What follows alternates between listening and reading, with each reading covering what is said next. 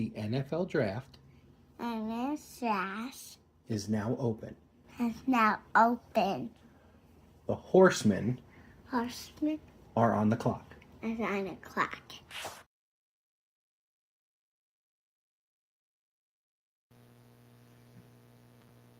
Good evening, ladies and gentlemen, and welcome to the third annual Wise Guys live NFL draft first round reaction. And as my son said, the horsemen are on the clock. I am one of your hosts. I am the Big Recon on Sports, Mike Martinez. Let's bring in the boys. First off, Mr. JC Blue Note, Jim Cornetti. And James, I have to tell you, that was fucking amazing. Thank you. And as if that song, I will plug them some point tonight. I believe the band was called Abervice. I found them on like royalty free. That could end up being our new intro going forward here with that, because I've already bought the royalty and everything. As if tonight is not going to make us run through a wall, I think that intro is about everything that we need. Between that and the little bit at the end, I thought it was absolutely perfect. But I'm biased about the part at the end. And of course, we have the third member of the trio for now, hopefully, and it is the Sporting Sith, one of our horsemen, Mr. John Rice. Yo, what is up, everybody? I totally surprised at the end for you. That was awesome. I loved it. Dude, I was over here headbanging that entire time, man. I was like, dude, that was awesome. I was like, that if you weren't pumped leading up to this, you are now pumped. That took me, ladies and gentlemen, 3 hours to cut that 75-minute clip that you just saw. I must have streamed that song probably 35 times, and I have no problem throwing that into my MP3 once I get off the air, because I've got the actual file. That could be like one of my new workout songs. Dude, it should be one of your workout songs. It should be the fucking Rocky montage to that song, for Christ's sake. It just goes so hard. But gentlemen, I have no problem saying, disclosing what we had in our production calls earlier today with Mike this morning, John about an hour ago. I don't know if I have ever been more excited for a show in the 107 previous episodes of the Wise Guys than we are tonight. John, he's pounding the table and everything. I know. Let's go. I'm ready. I am so pumped. I mean, you guys know how I am about football anyways. So you guys already know I'm jacked up for tonight. This is like the Talladega and Daytona 500 rolled in 1 for me. This is basically the season opener for NFL for me. You know what I'm saying? What is up, DJ? I see you over there in the chat. How are you doing, man? Thank you so much for popping by and saying hello, man. We almost have a great stream. I'm a little bit offended by that. To pull the curtain back and kind of show how the sausage is made and everything, John, I don't actually see you on running on Twitch just yet. I'm not. I am not going to Okay. be running on Twitch because I just don't want to. I don't want to have that all. I Okay. don't want to mess anything up. I don't want to mess anything up. Okay, not a I problem. have I have all the links sent out to the right areas. So I am here with you guys, and I'm here for the night. Well, it may be Sith's fault there, dude, but Sith is cool with us, so, you know. Hey, whatever type of characters you guys get in the chat, I apologize now. But the chat usually gets pretty fun. I will say that. Oh, and I can attest to that because I've jumped onto YouTube a couple of times and messed with them a little bit. Yeah. Well, to kind of go ahead. We got some housekeeping first, James. And it's not a full, obviously not a full hat trick because tonight is the draft, but we have had history in Cleveland today. And for the first time in franchise history, the Cleveland Cavaliers have a Defensive Player of the Year. Evan Mobley named the NBA Defensive Player of the Year just a few minutes ago. First, as I said, in Cavs history, he gets a $45 million bump in his contract. You said 45? Yep. I said 45. Wow. In his rookie extension, which he'll sign, I think, at the end of this year, there is now a $45 million bump. I don't think it affects the salary cap, though, James. Is that correct? No, because I want to say it's bonus money. Okay. But we've got the 1 seed. We have handled the Miami Heat 2 nights in a row. I am not ashamed to say that I have gone on the NBA app that I have and listened to the games on, and I have predicted a Cleveland Cavaliers Los Angeles Lakers final. Cavs in 7. I don't know. Oklahoma City's looked real tough in the first 2 games. I get that it's Memphis, but yeah. I agree. I am fully aware of that. However, I want to see homeboy walk off the court in Cleveland with some tears in his eyes because they just won a title without him.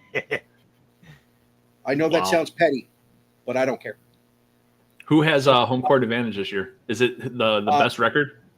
Yeah, Oklahoma, the Cavs have it throughout the Eastern Conference, and Memphis has it throughout the playoffs. Oklahoma City. Oklahoma City. Excuse me. Okay. They were 68-14. The Cavs were 64-18. I'd just like to point out a math problem real quick. The Cavs in 82 games had only 4 more losses than the Browns. You've been waiting 3 weeks since we actually put the planning in for this show to be able to drop that one. If they would have finished 68-14, I'd be going off right now. Yeah, can you imagine that? That they lose as many games as the Browns did in 17, that city should roll over. In 5 times as many games? Yeah. But there is sports where it's sad, but it's kind of a little upsetting to us with it. August 30th will be the Corso's final game on the dais for college game day, retiring at the ripe old age of 90. Wow. And I think it's fitting that the place where all headgear stuff started is where it's going to finish. As game day will most likely be August 30th in Columbus, Ohio State, Texas. And guys, I did a blog post about this. Growing up in Upper New York, I really did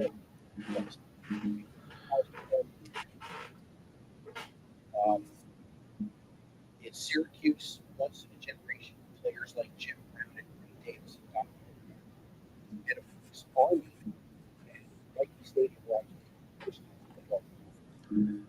pageantry that is military academy, but we really didn't have college football. And I did these guys in 3 short years later, Lee Corso gone against Penn State. What do you think? You beat someone who's a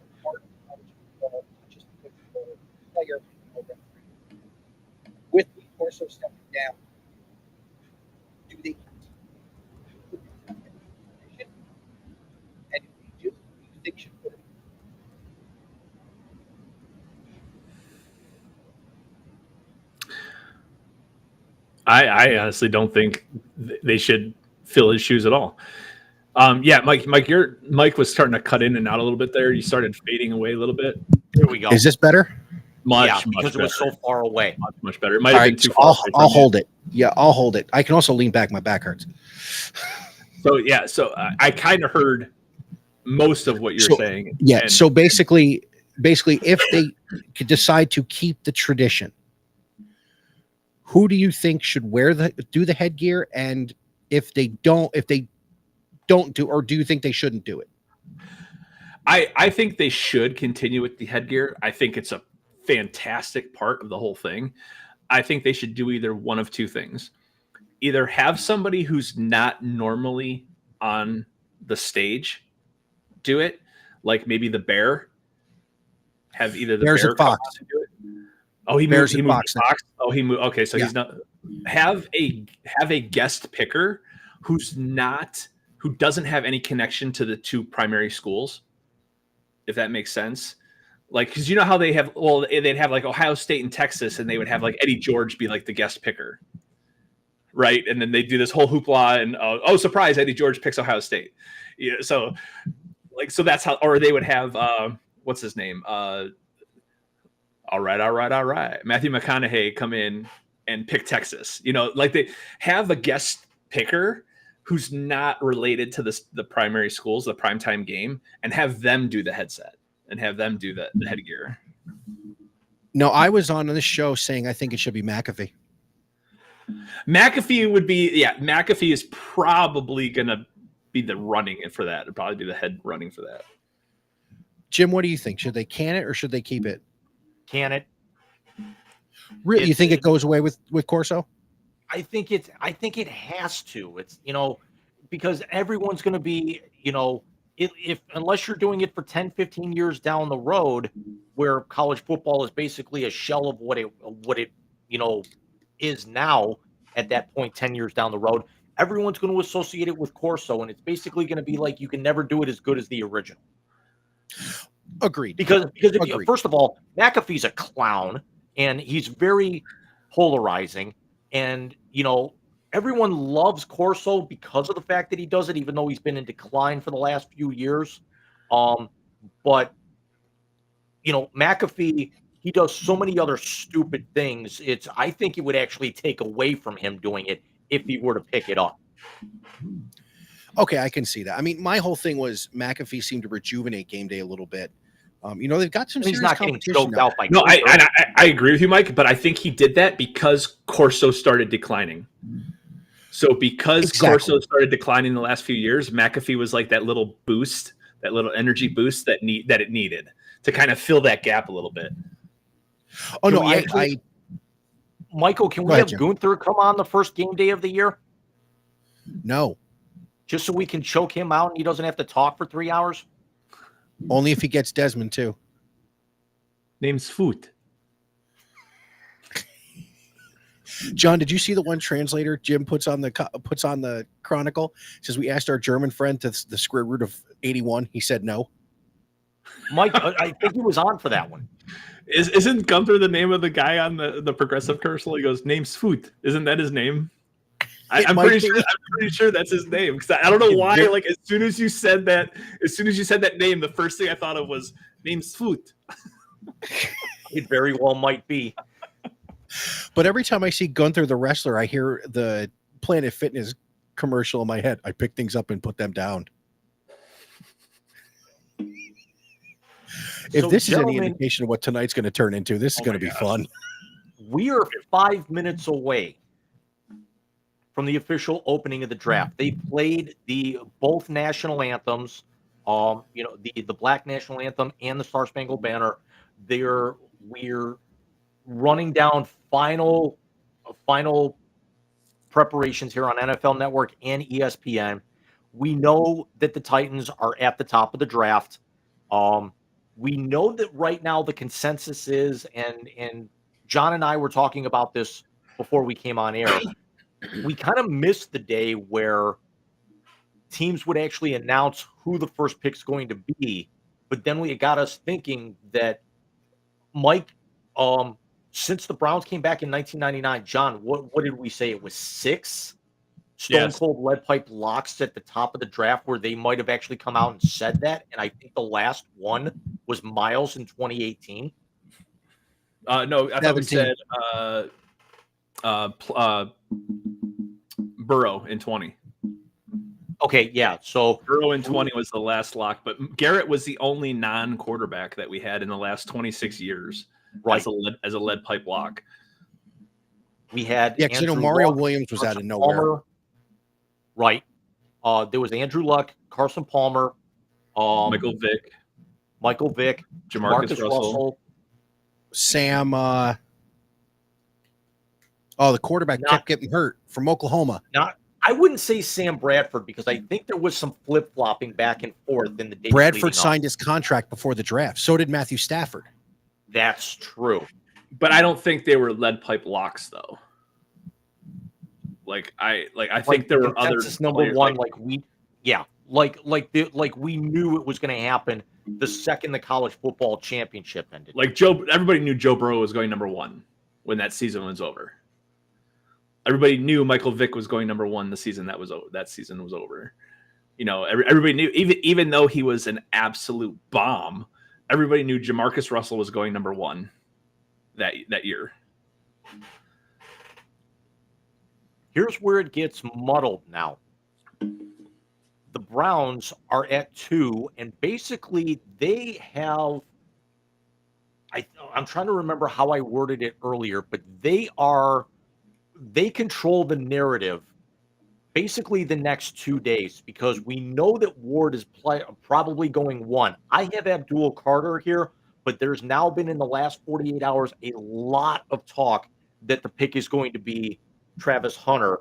And then they also control the narrative if they stand pat with having the first pick on day 2, and then also the third pick of the 3rd round. So do the Browns come up? And this also leads us into some of the questions that I gave the boys before we came on tonight. So let me go back and ask those questions here.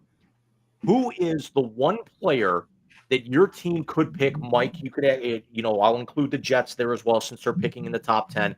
John and I being Browns fans, Mike being a Browns fan. Who is the one guy at 2, or if they actually bother to trade up, if they draft, you say, yeah, I'm done for this year already? Jim, I'm going to go with you, and I'm going to say Shedeur. I think taking Travis Hunter or Abdul Carter is the way for this team to go. And, John and I talked about it. You and I talked about it.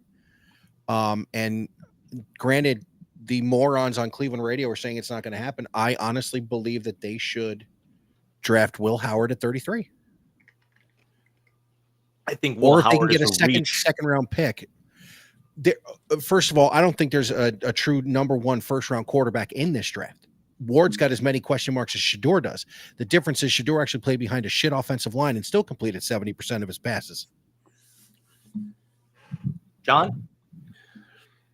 I obviously the number 1 overall answer to that would be Sanders. With that being said, I would also lump in anybody whose name is not Abdul Carter or Travis Hunter should royally piss off the Cleveland Browns fan base. The fact that you're sitting at 2 and the fact that 2 of the best defensive players to come out of the draft in a while are sitting there, and even if one of them gets picked at 1, for some reason, if Tennessee throws a curveball and decides to pick Carter, then you still have Hunter. Or if they decide to pick Hunter, then you still have Carter. Sitting at 2 with having those 2 studs just readily available, you can't go wrong with either one of those 2 guys. And anybody else should be a red flag. I completely agree on Shedeur. I also would say anybody outside of the top 5, if they end up trading back. But I think the Shedeur slide, as they're colloquially calling it locally here, I think it's got some legs.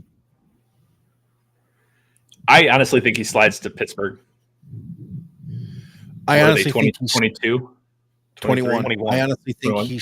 I honestly think he's sliding because his dad is Deion Sanders and no one wants to deal with him. But my question is, why did we think this was okay with Eli? Look at Eli's numbers at Ole Miss. They weren't tremendous, but this was okay with Eli. This is the shit I'm talking about. He's taking a lot of shit because Deion Sanders is his father. That's crap. Archie did the same shit that Deion even just talked about. Archie went and did it. And now we're having discussions about, is Eli a Hall of Famer? How about we talk about the spoiled brat who wouldn't go play where he was drafted? I can make a case for that. But the difference is that nobody argued that Phillip Rivers or Eli Manning were going to be first round picks. There's a lot of people saying Shedeur doesn't even deserve to go tonight. But why are they saying it? That's my point. Saying what exactly? Why are they saying he's not a first round pick? Why is Cam Ward, who had one good season, Because he doesn't have NFL talent. At least Eli Manning and Phillip Rivers had NFL talent coming out of college. I disagree, John. I very respectfully disagree. I think Sanders will be a good NFL player. Is he going to be his old man? I think he's going to be a Colt McCoy. I think he's going to be a journeyman backup. At best. At best, he's not going to be a long-term starter. He's not going to be an all-pro. He's going to be a journeyman backup. And if that's satisfactory, then good for him. If that's what they're looking for, then good for him. Then I applaud him. I do not see. And I'm not talking about the cream of the crop. I'm not talking about Peyton Manning. I'm not talking about Tom Brady. I'm talking about, I do not see an Andrew Luck here. I'm talking about, I do not see what the potential and the upside that Sam Darnold had. And let's be honest, Sam Darnold had that. It didn't show, it didn't come to fruition, but he had that. I would put Shedeur and Sam Darnold almost in the same conversation and say, I don't think people want to take a chance on Shedeur given the track record of these other guys. They want someone who they can just pluck in and utilize. And that's not how it works. That'd be awesome if it could, but it's so hard to find those guys. Those guys are diamonds in the rough. And that's why those guys are the cream of the crop. Next question, gentlemen. Good. Mike, final thought. See, and I get it. Yeah, and I get it. It's just, like I said, John, my issue is you're talking about a guy who completed 70% of his balls behind an offensive line that had more holes in it than, the New York Yankee outfield in the World Series. So my problem with this is you're not taking what he did on the field. You're taking what someone who was built like him did years ago, and you're taking maybe even bias towards his father and what his father does into this. It just feels like he's getting a raw fucking deal because of it. I'm not saying the Browns to draft him. I honestly think he's getting more because of who his father is. I think he's getting more traction. I think he's getting more exposure because of who his father is. If his father's not Deion Sanders, he's not a first-round pick. We're not even talking about him in the first round. We're probably not even talking about him in the first couple days. He's probably a Saturday pick if his father's not Deion Sanders. And gentlemen, Commissioner Goodell has just rode in on a bicycle to the podium. So let's blow through these last three questions real quick. That's cool. Who is the first team that trades out of their current spot?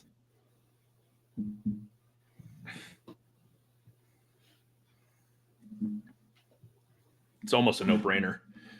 Jets, Jets. You think the That's Jets what I was going to say too. Probably, yeah. They always manage to mess something up. I'm predicting Denver at 20. I've actually heard a lot of rumblings that if Denver doesn't want to go running back, that they want out of 20 bad. The Jets don't have a lot of specialty needs, so to speak. So they can drop down and get a lot of offensive linemen, defensive linemen. They can get a lot of their needs later. They don't need a quarterback right now. They don't need a wide receiver right now. They don't need, a running back right now. They don't need that stuff right now is what I'm saying. Like so they can afford to. They're the team that I think can afford to drop back a little bit and pick up picks. Who is the first team to jump back in the first round, since this is the first time since 2008 that all 32 teams have had their own first round pick? I think Cleveland might do it, and I think they might do it for Jackson Dart, which again, we're talking about a reach, and there it is. That's why I think Denver at 20, because I think the Browns could possibly move up to 20 and take him away from the Steelers at 21. I wouldn't be shocked if Green Bay did something.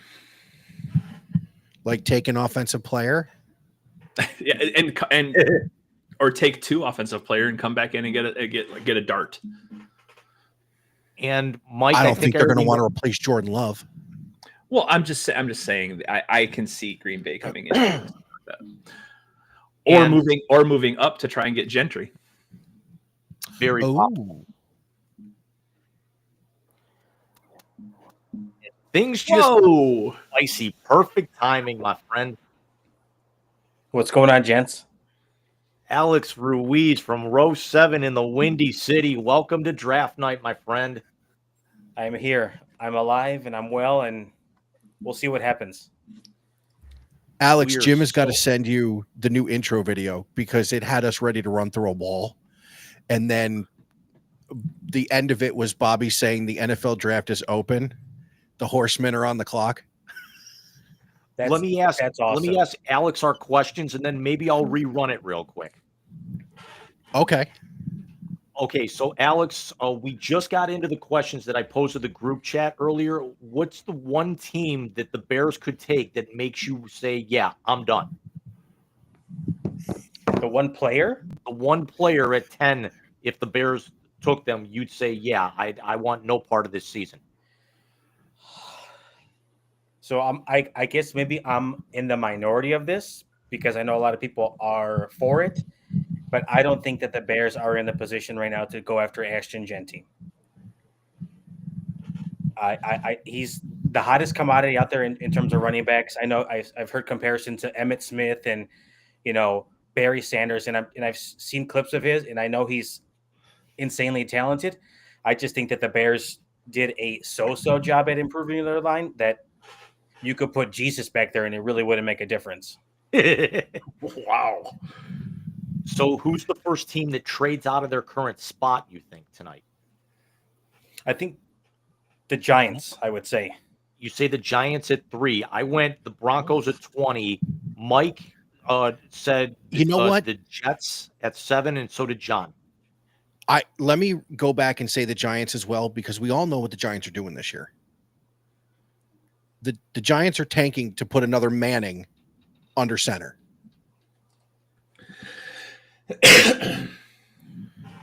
Alex, since every team since 2008 has their own first rounder, who's the team that jumps back into the first round, do you think?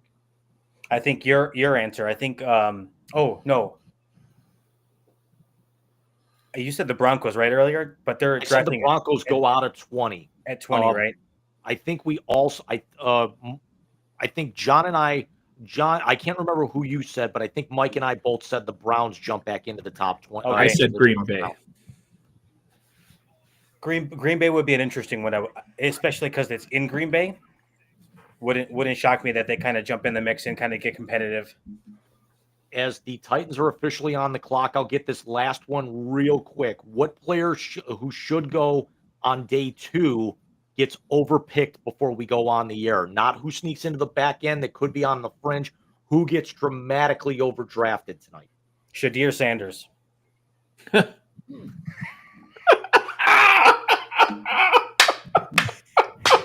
it, Vader.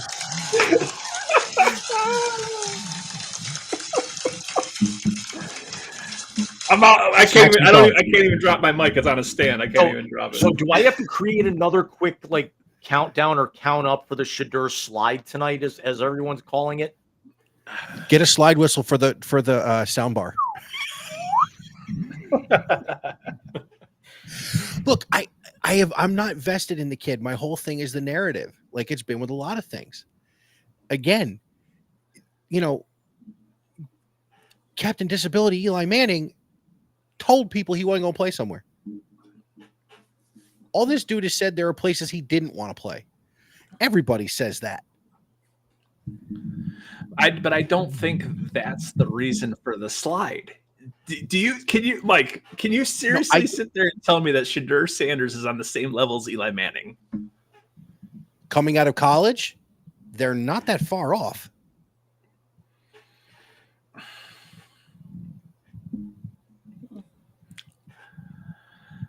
True or false? Eli, the 500 quarterback in the NFL, was how many games over 500 in college?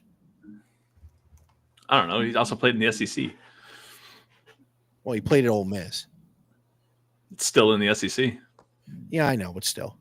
And every time you got to play Vanderbilt, you still got to play Alabama. I'm going to say don't tell Bama that for this year. I'm going to go with linebacker Carson Schweisinger out of UCLA.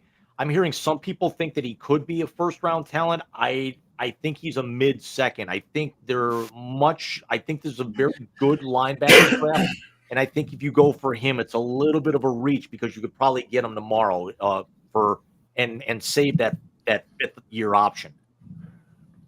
I'm going to go off the board here, and I'm going to say and be a homer a little bit, but I think someone's going to fall for it and draft TreVeyon Henderson. He's not a first round back. He's a good back. He's fast as hell, and he can run and he can catch the ball out of the backfield, but he's not a first round pick. But somebody toward the back end may do that. I mean, scarily, he could end up in Kansas City at 31. Because I think, honestly, Mike, I could see where that is because outside of Genty and Omarion, I don't see another running back going in the first round tonight. I don't either. The other name that I thought of, Jim, is your guy, Scadaboo. Yeah. He's a Saturday pick. Yep. Maybe even a Sunday. I don't think there is Sunday anymore. Yeah, I think there is still. Okay. I think 7th, 6th, and 7th. As we're down to about 5 minutes. Final thoughts before we officially kick this pig, gentlemen. Bold prediction for tonight. I'm going to get yelled at because someone does something fucking stupid and I yell with the rest of us. What are the Browns going to do, guys? Fuck up. Fuck it up.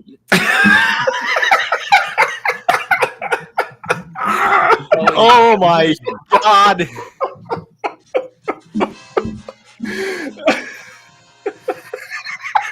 That's okay. What time is it? That is, ladies and gentlemen, that was not scripted at all. I kid you not, that was like a church choir right there. You guys were such in sync. Oh my God. Hey, Jim, when the Browns are on the clock, you need to play the music from the translator. So as my hot take is going to be, I think for some reason, I think you're going to have a run on tight ends because kind of like in the same aspect of fantasy football, as soon as somebody picks a player from a specific position, there's usually a run on that position because nobody wants to get left out from that position. So I think once Tyler Warren gets picked up as the tight end, as the first tight end off the board, you might see a run of maybe 2 tight ends.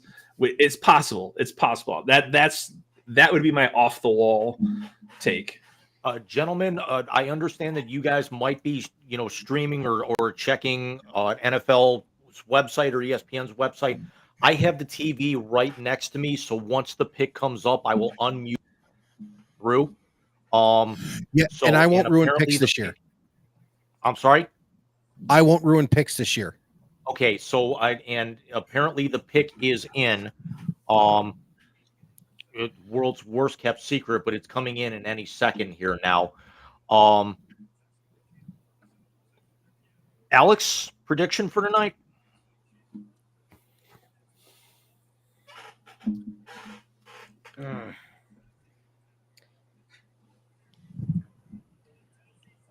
I'm pondering it right now. Let me sit on it for just a moment here.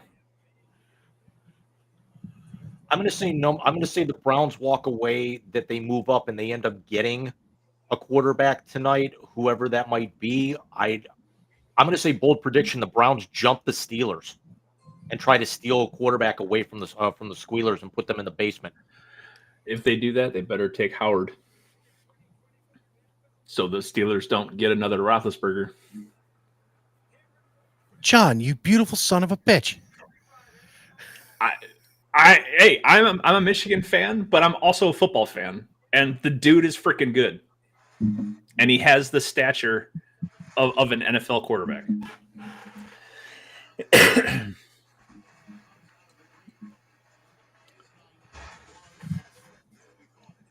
As the pick is in, and Cam Ward is the number one player off the board. Water's wet. The new pope will be Catholic. What else? Bears shit in the woods. Yeah. And on the field. What else? And Alex is probably right about his White Sox prediction. I mean, things we all knew was going to happen. Oh, okay. Boy, they came out of the gate hot, didn't they? Woo! Yeah, and now all they do is just get the brakes blown off them. That's all. And big ups to Cam Ward for actually wearing a respectable suit for being the number one pick. Genty's got custom Crocs on. Custom Crocs. Yeah, crock of shit. And hey, now, John, I got to tell you, I sent my children the oyster catchers skit, and they both would be references for you becoming the content creator for these idiot teams. For me? So, yes, I will get you their contact information. They would love to be references for you. All right. But their first line would be, "He's known my father since my father had hair." Yeah. It's been a while. And with the second pick, the Jags take Marcus Mariota. So we have a trade. Are you really? The Browns have traded out of 2. The deal is the Jags get 2 overall, 104 in the 4th, and 200 in the 6th. The Browns receive the 5th overall, a second-round pick, 36, a 4th-round pick, 126, and a 2026 first. So they have 5, 32, and 33, or 5, 33, and 36. Correct. 5, 33, and 36. John, it's Will Howard.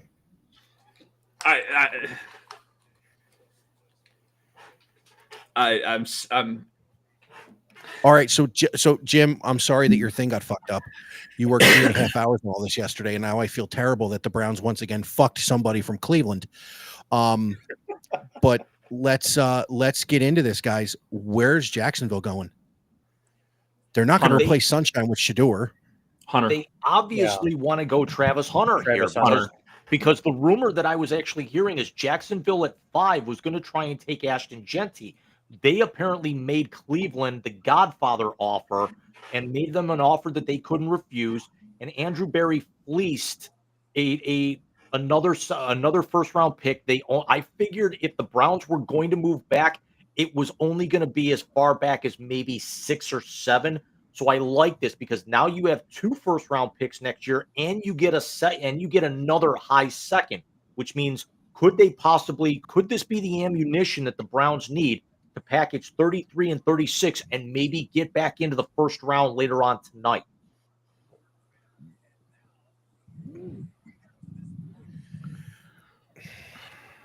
That's a lot.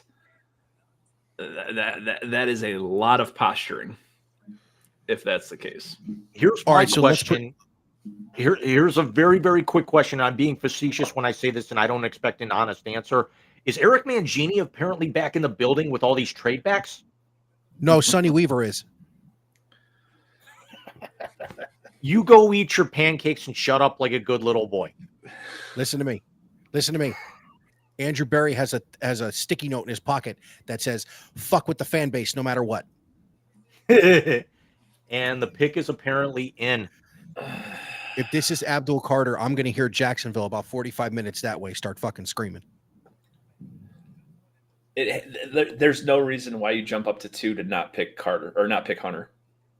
Yeah, I think it's Travis Hunter. So let's it gives them a shutdown corner in the defense, and it gives them a slot receiver for Sunshine with multiple packages. But could we also possibly Abdul Carter, because they have absolutely zero pass rush whatsoever? They hired Liam Cohen for a reason. See, because here's the thing. Here's the thing with the Giants. I actually have them with Hunter. So, and with the Browns, I originally had them going Abdul Carter. So, could it be basically the right order, wrong teams? I don't know. Hunter makes no sense with the Giants. Turn it up. I want to hear Roger say it. He hasn't come out to the. He hasn't come out just yet. The NFL Network feed, for whatever reason, he's taking his damn sweet time. If, for some strange reason, if Hunter drops to 5 and the Browns still get him, it could be one of the most amazing moves ever in the history of Browns front office. They're going to go Will Campbell at 5, aren't they? They're going to go offensive lineman at 5 now, aren't they? If you're going to drop down to the lower 10, yes, I would say you got to do O-line. Nice. Nowhere. Jacks are going nowhere. Nowhere. Hey, John, if sir. Travis Hunter falls to 5, I'm going to say Ray Jennings. We take Ray Jennings just because I'm that asshole.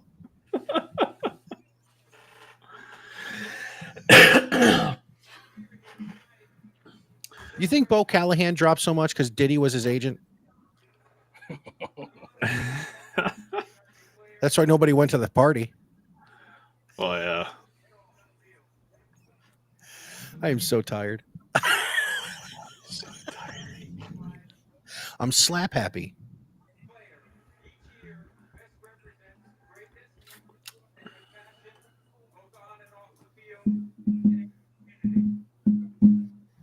Turn it up.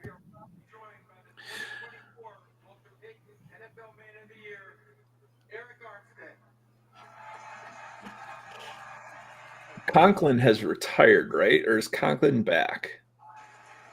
I don't remember. I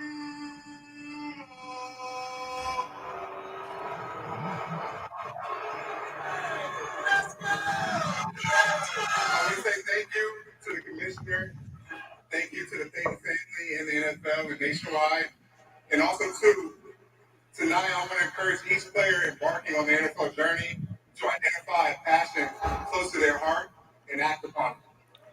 Use your platform to make your community, the league, and this world a better place. As you remember, Walter Payton, strive to leave a positive legacy of your own. Thank you.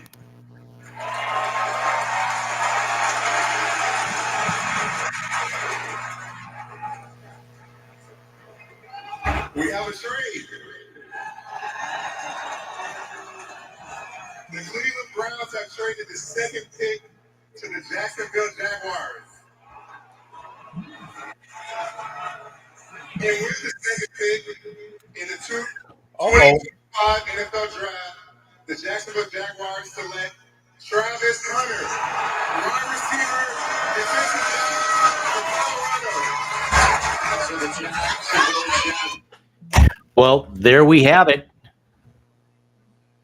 Our first stunner of the night.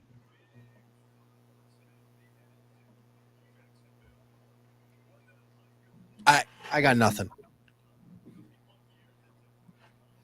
I mean, good night, everybody. John, don't leave us. It's gonna get more fun now because it I seems know. like our Now the fun really kicks in. Yeah, I have no problem in really saying this. I was not very big on Travis Hunter because, yes, he's a cornerback and wide receiver, but he's probably the fourth best receiver and the third best cornerback in this draft. As a dual athlete, he's arguably the best pure athlete in this draft. I think he'll be able to flourish a little bit in Jacksonville, but he's going to burn himself out a lot faster if he thinks he's going to play on both sides of the ball. I think this may actually not be the worst thing in the world if you're a Browns fan. I think there's two schools of thought on it, to be honest with you, Jim. I think a lot of Browns fans wanted Hunter for the excitement factor and the fact that if you don't trade Newsome, you could have three corners that could really lock guys down, helping that pass rush. If you don't take Abdul Carter at 2, now whoever they get at 5. But at the same time, I disagree on fourth best wide receiver. I don't think you win the Biletnikoff being the fourth best wide receiver coming into the draft. He probably should have won the Thorpe Award too. But it's neither here nor there. I'm going to bring up a name that's going to actually rub both John and Mike the wrong way. I see him as a receiver and Corey Coleman. Anybody? That doesn't rub me the wrong way at all. That doesn't rub me the wrong way at all. He's 6 foot, 180. He's 6'1", 180. That's, let me kind of get through here with some of the other receivers in this draft. McMillan, 6'5", 212. That's a number one type receiver. Abuka would be a slot guy. Where's Nick Golden in here? Golden's not that big. Burden, 6 foot 206. But Burden, that extra 20 pounds helps with that. And I think Burden could be on the back end of tonight. Matthew Golden, 5'11", 191, and arguably the best receiver in the draft. But there's something about Hunter's size, I think, in this division that I don't think would have worked out well. He could play 140 snaps a game, but not in, Colorado gets a lot of the snow, but they don't get a lot of the sub-zero frigid temperatures that Cleveland is, and where the air gets a hell of a lot thinner, even though it's in Boulder. But you are not the best wide receiver in this draft and be a second team all Big 12 in a conference that has the worst defense in the history of college football. And apparently the Giants ran to the podium to be able to grab Abdul Carter more than likely at 3. That wouldn't shock me at all. Yeah, the pick is in apparently already.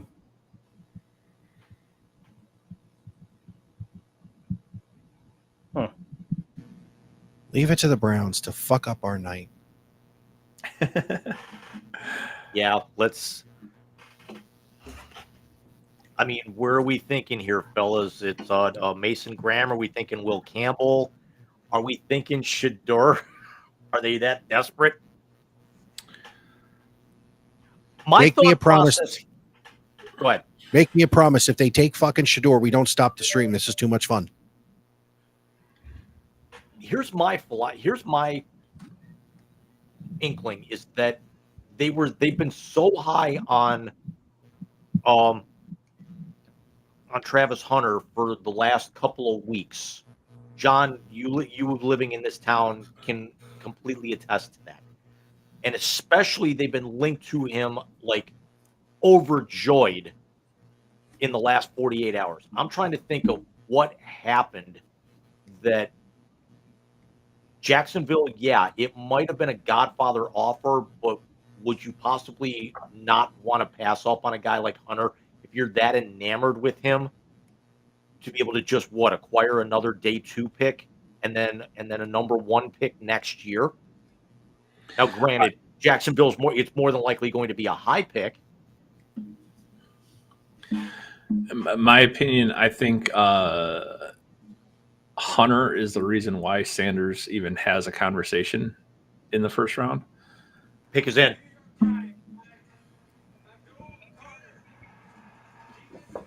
As predicted. Yeah, they need help on D line. they need help everywhere. Let me ask this question with the Browns, or let me pose this. I think this trade shows more than just. First of all, they got a lot of holes, so getting the higher picks will help. But this shows me something else, that Andrew Berry and Stefanski are not going to be fired no matter what happens this year.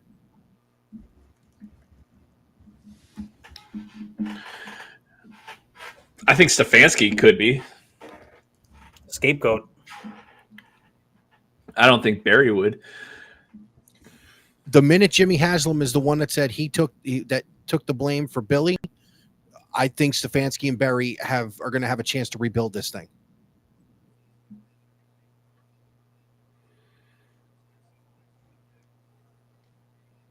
I don't know. I can't see them working very well together, hand in hand. I think if things go south, it's going to be one of them, and I think it's going to be Stefanski. No, I think this is more of a job security move for Andrew Berry. Yes, than absolutely. It is for Stefanski. But I don't Absolutely. think that Jimmy Haslam's going to be the Grim Reaper here like he has been so many other times, getting rid of people. I think he finally knows he can't do that. No, I don't think that's the case. But I do think that you have a front office and a head coach that are not in sync.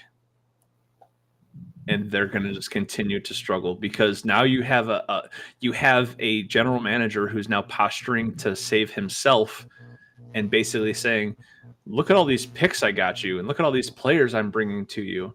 And you have a head coach is going, yeah, you brought me 5 players that stink. Can I get 1 or 2 that are good? I mean, it depends where they land. But I'm just saying it's like yeah, you're getting me a lot more bodies, but you're getting me worse bodies. You're getting more of lesser than you are getting. You know what I'm saying? Than getting less of more. I just find it hilarious, John, that now they've got 2 number 1s, and I want to say they've got 2 number 2s next year. And Barry acquired these picks, and he's probably not going to be the ones making them next year. It's possible. I think Stefanski needs a little, not a lot. I think he just needs a little bit more player control as far as roster spots and as far as draftability and things like that. I just think he needs a little bit more control and needs to have his hand in the mix a little bit. So now we turn our attention to the Patriots, where you haven't heard a whole lot of talk about them because they're just kind of there for right now. We saw Drake May have the spectacular rookie season last year. Looks like he could actually be the sticking point that Mac Jones was not, a couple of years prior. And maybe the revolving door under center is done in New England for a little bit. And a lot of people are thinking Will Campbell here to be able to shore up that offensive line and keep him upright, as the pick appears actually the pick is not exactly in. They threw the graphic up on the video board a little prematurely here. But what are we thinking here, gentlemen? Are we thinking Will Campbell? Or are we thinking maybe Armand Membo from Missouri? Are we thinking maybe they go skill position at 4?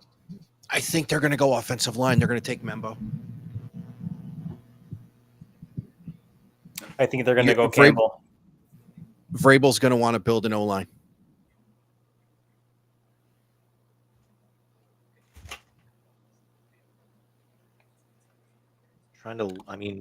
Kelvin Banks from Texas could be interesting. Tyler Booker could be interesting, but I think Membo and Campbell would probably be the 2 top offensive tackles. Go with Banks and Booker would certainly be a little bit more interior. linemen. I don't. And what was that? Never mind. Here's where I see something like an off the wall pick, like a Jalen Walker, like a linebacker. Wow. Jalen Walker could be interesting. I mean, Vrabel is what Vrabel is, right? Guys, could we be missing something? And could he take Ashton Genty to make sure that Drake May has a running game? That's very possible too. That is very, very interesting and tasty because he knows that the Browns won't need him. At 6, Vegas is certainly intriguing for him there. Possibly Carolina at 8. Yeah, I could see that. What's New England's second round pick? 34. So they could probably sit 35. Judkins there. They could probably sit on Judkins there, though. They could Judkins still get there. Or Travion Henderson. Or Henderson, possibly. Or Henderson. So I mean, they could early second round. They still could be sitting okay with a running back there.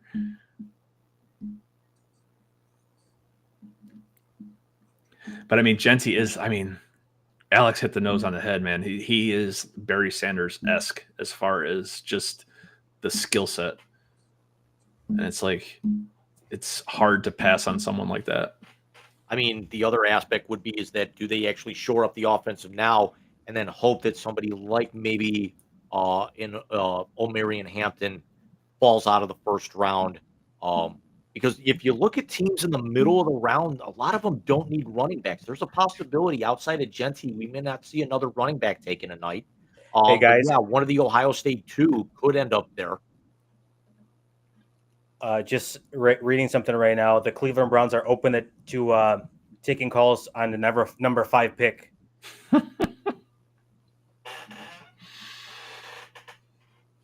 Because I'm free falling. More like free balling. Dude, stop reading my fucking mind. I'm really getting sick of this. I really cannot wait to see what. The only thing that's free balling in Cleveland is if they drop down again and tomorrow those idiots on the radio are tonguing frigging Andrew Berry's crack, I'm going to be pissed. You know, if I hear more about what the Browns did in the draft tomorrow morning on Carmen and Lima than I do about game 3 of the Eastern Conference playoffs, I'm going to snap.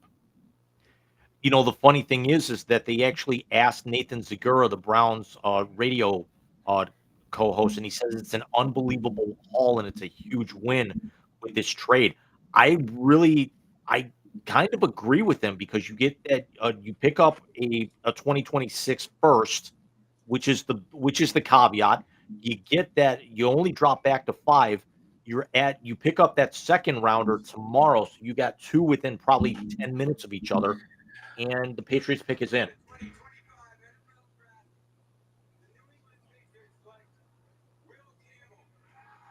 Just what we thought. Guys, I'm gonna throw the nastiest of split finger fastballs at you guys right now. The Browns go Genty to replace Chubb. Ooh.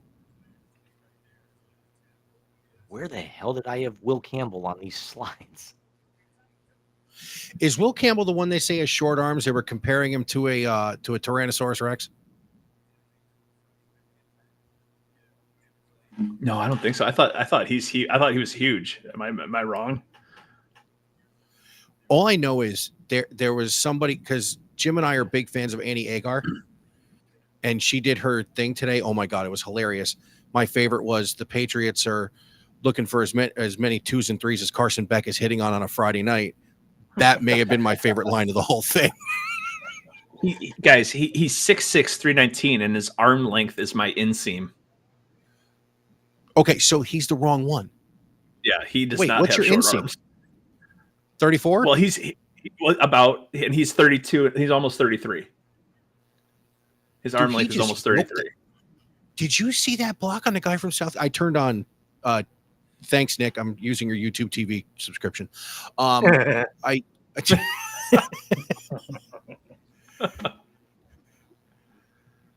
hope no one heard that. Heard what? Thank you.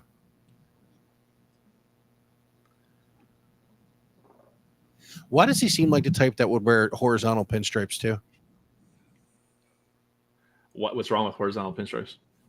Make you look fatter. Trust me, from somebody who looks that way all the time. It's not good. It's just all of it's pass blocking. It's all about pushing people out of the way. If they draft a kicker and you say he's wiry, I'm driving to Mayfield Heights and kicking your ass.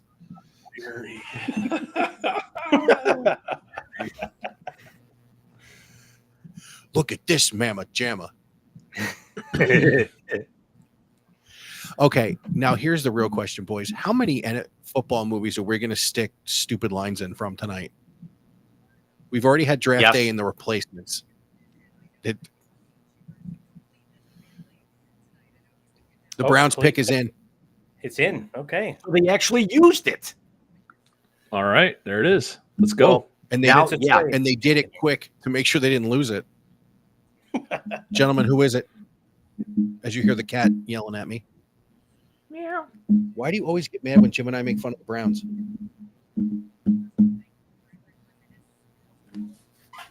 I'm going to actually go a little off the board here. As opposed to trading down to 5, go ahead.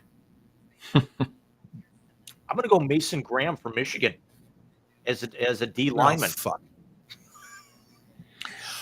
Get an interior to go with Miles. That's not a bad move, especially with the uncertainty surrounding Michael Hall.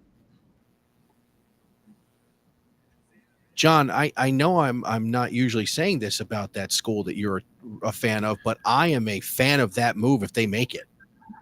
I wouldn't be disappointed in it. I'm not going to do cartwheels over it. I think it's a safe pick. I think it's a pick that you just go, oh, okay. Oh, okay. It's not. Yeah, it's just. I think it's just a blah pick. I think it's a safe pick. You're not going to ruffle any feathers. Doing something like this, you really don't put any extra heat on Stefanski at all. To try and do something with that. What is Stefanski supposed to do with a defensive lineman? So like there's really no heat on either one of them as far as right now is concerned. As they're showing on NFL Network, the Browns draft room, and apparently Barry Stefanski and DePodesta are all not DePodesta, Johnson are all smiles, and Jimmy Haslam is just sitting there, crestfallen or just whatever. Here's where I think Shadur Sanders is not in play, because I've actually heard a rumor that they could be actively trying to ship maybe a mid-round pick to the Raiders for Aiden O'Connell. And Mike, John and I talked about this off the air. I would not have a problem with a Kenny Pickett, Aiden O'Connell, Joe Flacco quarterback room for 2025. Here's the problem with the Joe Flacco, Aiden O'Connell, Kenny Pickett quarterback room in 2025. You're going to have to pick at the top of the draft in 26 to get a quarterback. It's not. It's non-negotiable at that point in time. Here we go.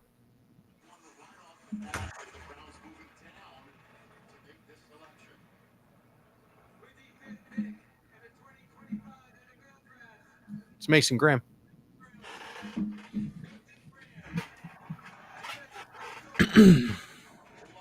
I'm 5 for 5, folks.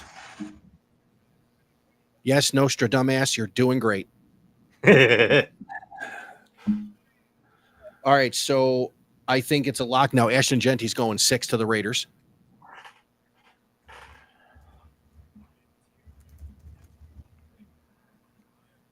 Gentlemen, your thoughts?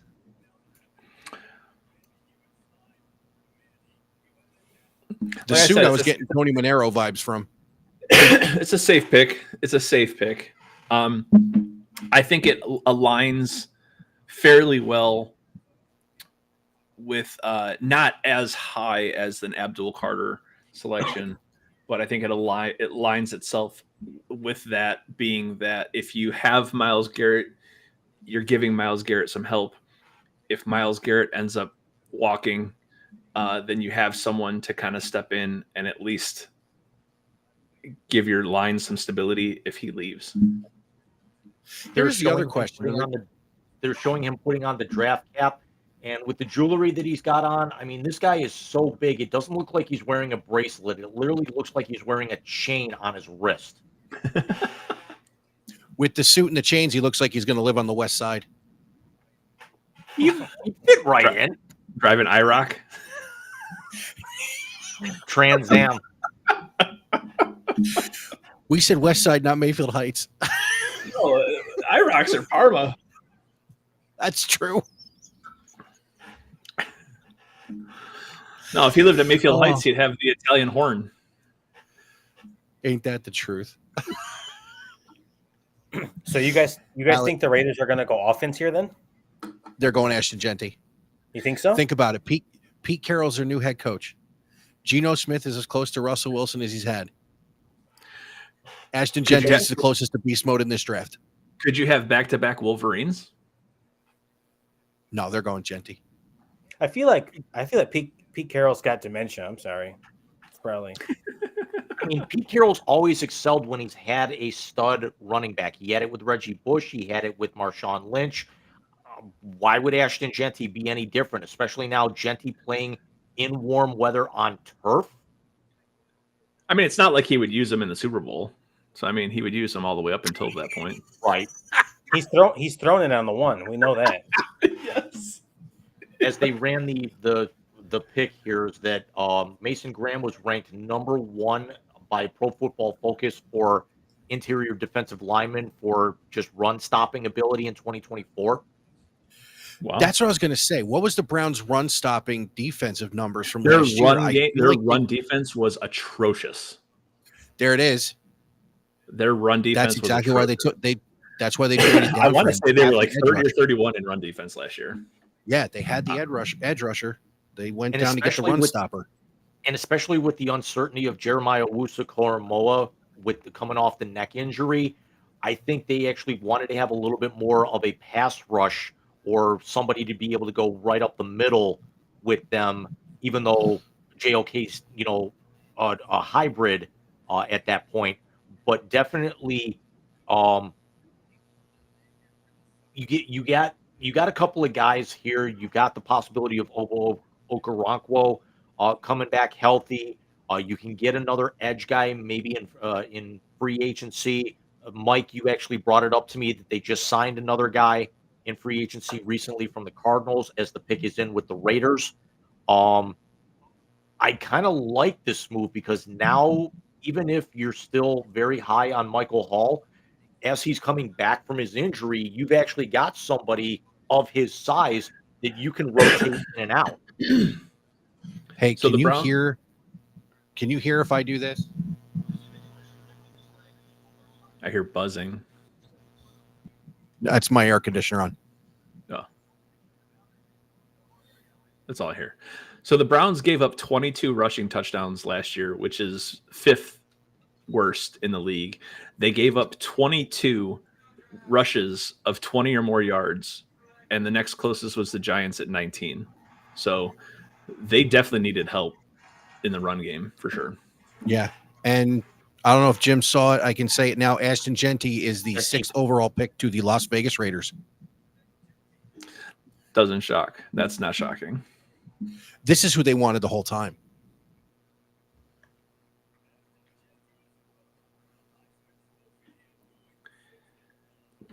Oh, he's not wearing the Crocs. I'm impressed. He's got a nice brown charcoal, chocolate colored suit on. He looks good. He doesn't let me. Who was the one that wore the thing that he looked like a wannabe Don Johnson schmuck? Alex, that was when you, Tone, and I did that the year he said, "What the hell was that?" When they drafted the wide receiver in Cincinnati instead of O-line, which we were talking about before we went live. That's the night when Chicago took Justin Fields. Alex had to walk away because he was so happy. Now, Listen, now we're good. Now we're good until pick 10, guys. All right, so now we're on to the second biggest fuck up of the night, the New York Jets. Here's where things get muddy Mark a little bit, Sanchez. gentlemen. Yeah, the lower 10 is where it gets real interesting. 8 to 14, Don't you I put the think. Sanchez's name in vain. 8 to 14 is where I think it gets really interesting.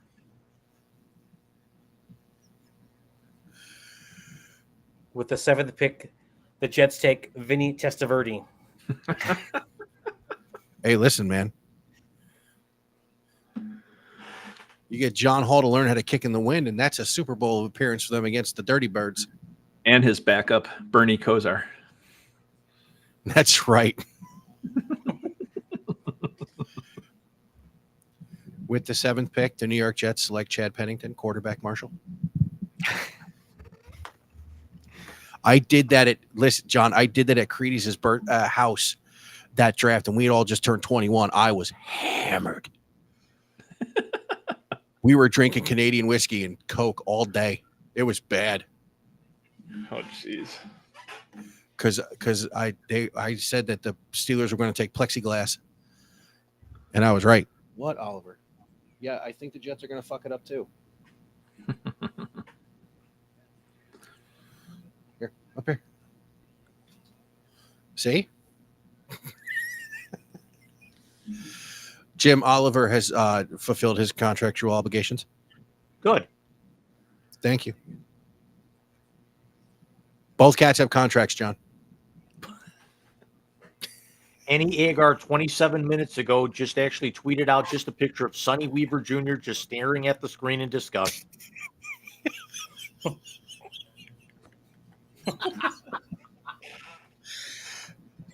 Oh my God. And they have said that at the Browns draft party at the stadium, Journey is playing. And there's got to be 30,000 people there right now. Yeah, well, they're believing in something. Yeah. But the Browns actually did say he's the most elite defensive tackle in the draft. And I'm very hard-pressed to disagree with that statement. I agree with them wholeheartedly. I don't disagree with that at all. No, he's definitely the top D tackle in the draft. I think where the Browns may have screwed up is who's that number 2 to Jerry Jeudy?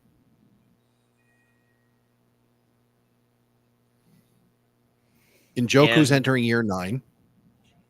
And who's getting and you Jeudy don't have a ball? fucking quarterback. Right.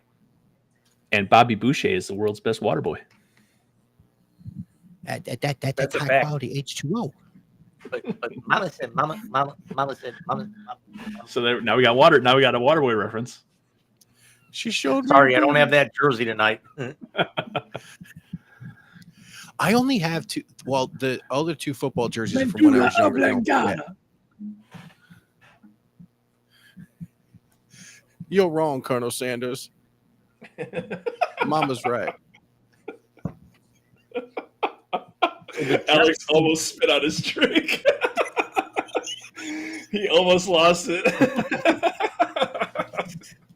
The last time the wise guys had a spit take was when I did the Pillsbury Doughboy thing, and Jim almost lost his Coke through his nose. Alex, you remember that? That was part of our intro for about 2 years. I do remember that. That was what a time to be alive. So since we're Agreed. at commercial, let's actually run that intro for Alex tonight. Yes. Minutes, even though the pick is in.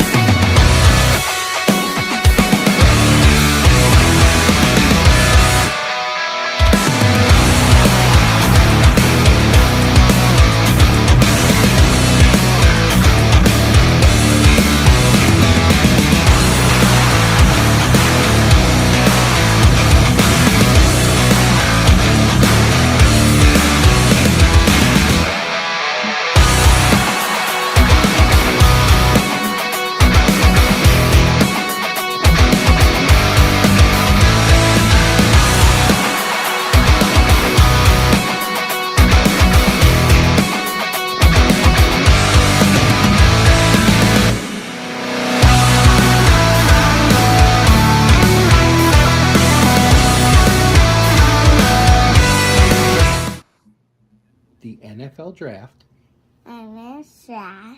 is now open. The horsemen are on the clock.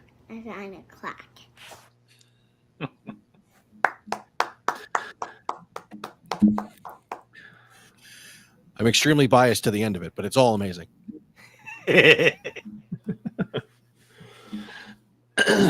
That right there is what you call money. Rocking out on that one. Hey, Alex, he turned 4 2 weeks ago. Stop. Wow.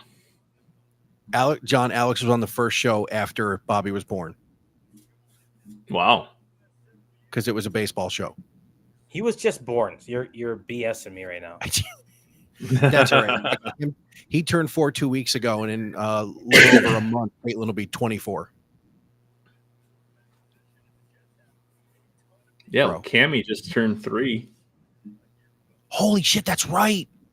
Yeah, because I was on right after Cammy was born. That's right. For the baseball show. And Alex, if I could do what you just did, I would. Lick your elbow? No, put my hands in my hair. Oh.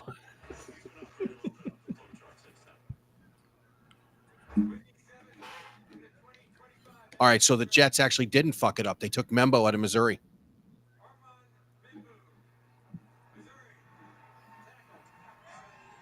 Well, Justin Fields has some protection. Shut up, damn it. I'm sorry. That makes sense. That makes sense. Another safe pick. Well, I mean, really, there's only one way the Jets could go with all the problems they have. Remember, Mekhi Becton is no longer there, who they thought they were going to build that line on. He just won a Super Bowl ring. You brought in Justin Fields, who, quite honestly, the only thing he's ever really needed was an offensive line around him. And you're taking a page out of Cincinnati's book with bringing in Justin Fields, because remember who the number one receiver for the Jets is.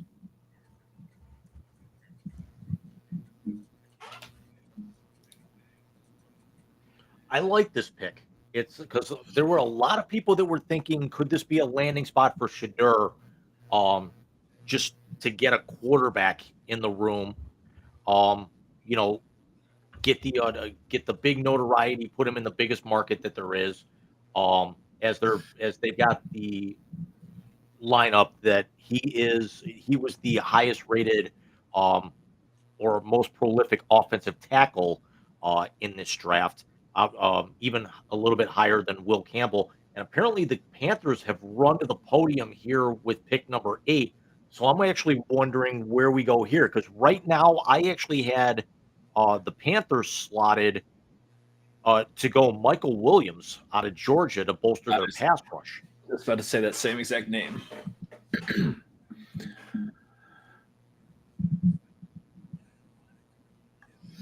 So, Jim, I want to talk to you about later on in the draft, since we were talking wide receivers. Where do you see that seal being broken? Define that seal being broken. Like, who's the first? Where do you see the first receiver coming off the board? I right now have Dallas going Matthew Golden from Texas at 12. You think Jerry's that smart? I think he's going to be looking for a playmaker, because right now outside of CeeDee Lamb, they have nothing. I also am going to go, and Mike, you would actually enjoy this. I have Emeka Egbuka, and I've been forecasting him for months going to the Packers at 23. I also have McMillan from Arizona going to the Rams at 26 after losing Cooper Kupp. And I also have the Bills going Luther Burden from Missouri at 30. See, I have Egbuka going 25 to Houston, and that's another guy he played with type move with who's in Houston. You're going to like this. I actually ended up going Josh Simmons from Ohio State there, and I think you and I talked about this previously. I think Houston right now has enough playmakers. I think they actually need to start working on the trenches, especially on the offensive side of the ball. Agreed. And that's who you mocked there too when we talked, because I had Egbuka going at 25. You had Josh Simmons going there. Again, somebody familiar with CJ. John, let me ask you this. And then, Alex, I want you to take a little stab at this too. Why don't more teams do that, do you think?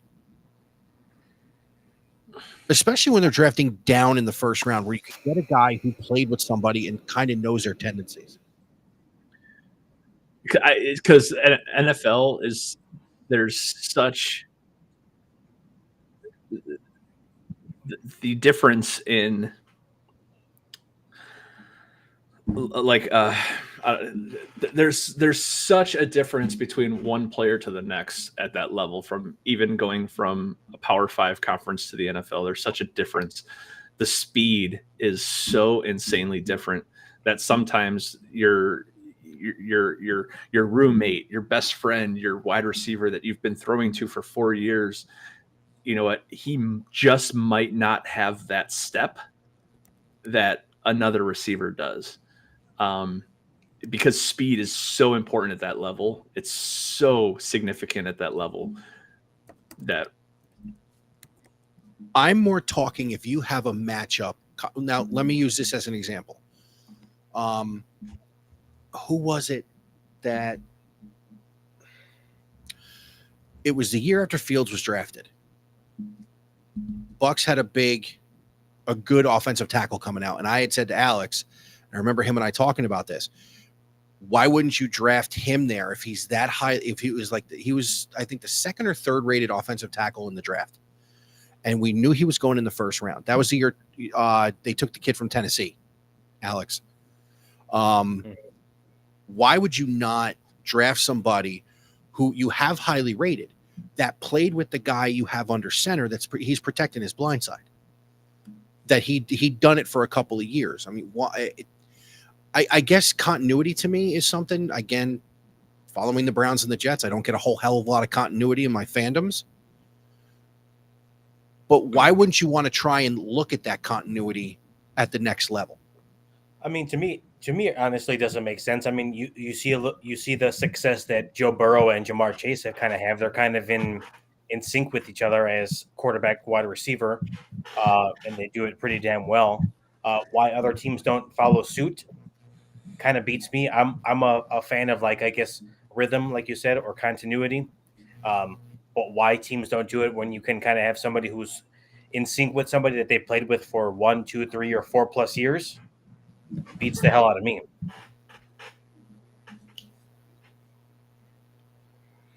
I just think it's the speed difference.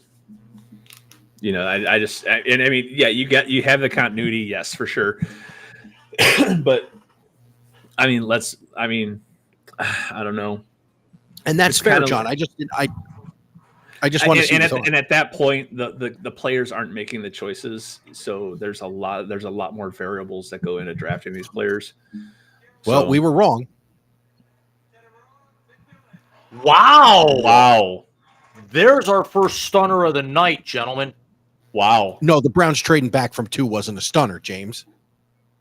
Well, in terms of team movement, but we thought that Mason Graham was going to go top 5, but McMillan going this high. Wow. Here's going to be your run on receivers.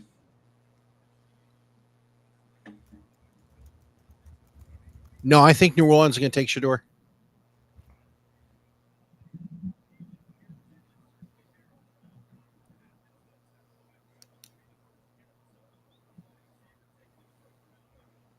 Is Chicago on the blacklist for Shador? They're not taking a quarterback after taking Captain Fingerpaint. I will say this much, though. This is actually the perfect pick for Bryce Young. You've got one of the most undersized quarterbacks in football, with a guy so tall that all he has to do is basically throw the ball up in the air and he can go and get it. Hey, did you guys hear what Mike Leach wanted to do when he was coaching at Texas Tech?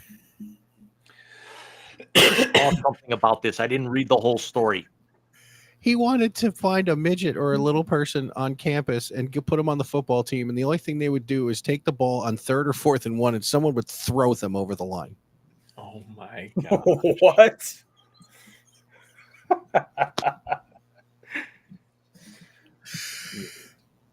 And Zach Smith, that dirty wife beater, he had a good point Why hasn't someone thought of that yet?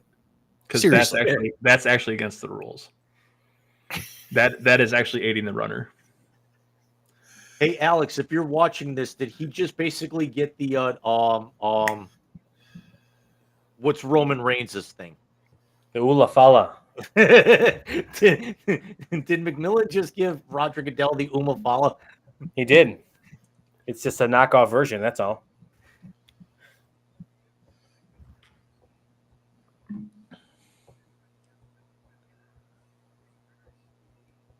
Why does no one acknowledge Roger? I still think the Who? Panthers need to go to the Powder Blues full time. Jim, do you remember the year you and I were going to get the Baker Mayfield Panthers jerseys and wear them to Cleveland? I just remember going to an AEW show and somebody was wearing a Baker Mayfield Panthers jersey and they booed the guy out of the building.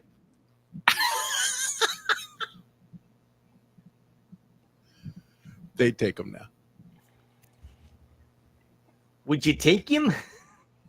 So, The pick all is right, in. so McMillan with the 9th pick in the 2025 NFL Draft. The New Orleans Saints select Shador Sanders, quarterback, Colorado, and biggest Nepo baby in the draft. Wait, they're not taking Reggie Bush? Haha. No, they're trading their entire fucking draft for Ricky Williams. Ricky Williams. Do you know what the best part about that was? Not that they traded everything. Is that Ditka came out wearing that fucking wig. The dreads. The dreads. Yes. You know, as I see who's working the ESPN desk, because I don't have NFL Network on this thing, I call my son Booger. This guy McFarland? makes me want to stop. No, I call him. He's. I don't actually call him by his name most of the time. It's Booger or, you know, something to that effect.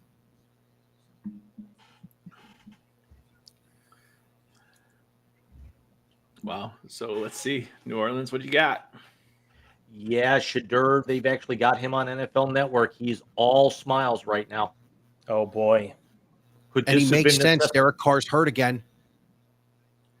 When is he not hurt? 2011. Jesus. This is where a lot of people kind of, if he was going to slide, this is where a lot of people, I think, had him going earlier today. I think this is a great. Are you shitting me? They haven't drafted a first-round quarterback since 1971. When they were the Aints. No, what? So here are the longest active droughts since drafting a first-round quarterback. The Saints, 1971, Archie Manning. The Dallas Cowboys, 1989, Troy Aikman. The Seattle Seahawks, 1991, who was it? Dan McGuire. Nope. Ryan Leaf? No, wait, that was San Diego. 91. 1991. I know this. Oh my gosh, I can like picture him. Rick Meyer. Rick Meyer. Very good.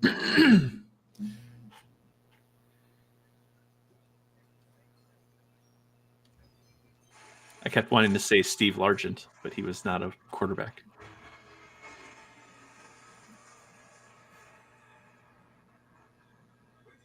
They took Kelvin Banks Jr. Wow. Shador's Texas going to boy. Pittsburgh. Wow.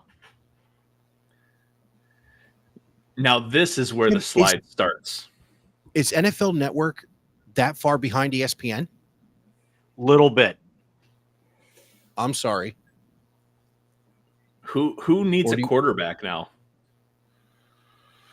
Chicago better go offensive line. San Francisco's got Pittsburgh Brock at 21. Purdy. The next team that really needs a quarterback. Does he go to Dallas and they move on from Dak after this year? Well, no, because that would be Jerry Jones admitting he made a mistake, and that's not happening. Yeah, because how many years has it been since Dak got paid now? 3. Oh, no, he just signed the new one last year.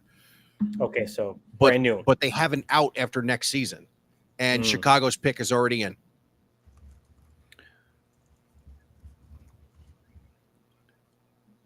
I see Chicago going that with the edge rusher from Georgia. Jalen Carter. Yeah. That was 2 drafts ago, buddy. Michael Williams, more No, than likely, I think. Michael Williams. That's what I was talking about. Michael Williams, the edge rusher from Georgia. Oh, sorry, I meant Jalen Walker. Mix up. That's all right. Or Jalen linebacker or him. I could see that. You don't want I mean, an they've O-lineman, got- Alex? Yeah, because there's a part of me that's thinking Tyler Booker here could be very, very tasty. What do you Could think, Josh Alex? Simmons be here? Ugh.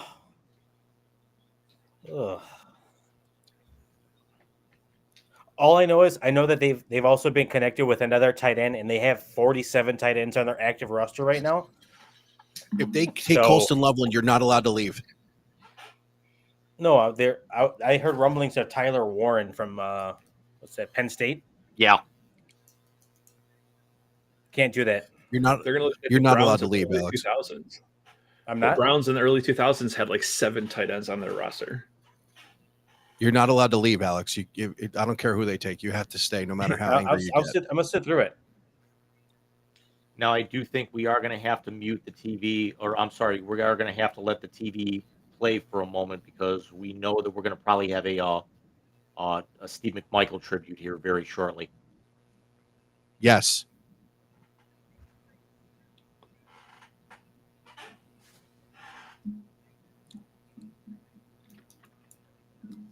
Let me see if this has NFL Network because I don't really want to look at Laura Rutledge and whoever the hell else his broad is. I was going to say they better not be announcing the pick. I turn it off. So let's think here. San Francisco's not going to go quarterback. Dallas is not. That's what I was just looking at. 21, Pittsburgh is the next team. Miami? Miami at 13? As insurance policy for Mr. Concussion, possibly. Indianapolis at 14, no. Atlanta got theirs last year. Arizona, no. Arizona's Cincinnati, out. no. Arizona's Cincinnati out. interesting. Arizona's interesting because after this year, they don't owe Kyler any more money.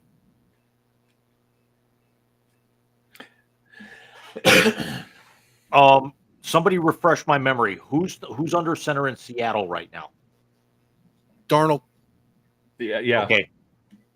Tampa, no. Denver, no. Pittsburgh at 21 is in play.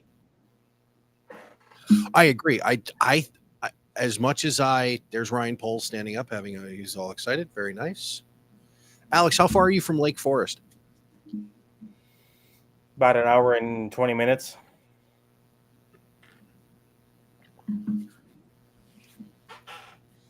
I'm not going to walk away. I'm going to tolerate this. They're Please all don't. super excited, so they draft Shadur and they move him to tailback. Holy sh! Jim, you're going to get a knock on your door tomorrow. It's going to be Alex with a right hook. I think what would happen is I just have a stroke on camera right now. We'll call 911. We'll GPS you. Thank you. You're welcome. All right. Here we go. Please let this be good, sweet baby Jesus. So I unmute this, and they're already talking Bears and tight end.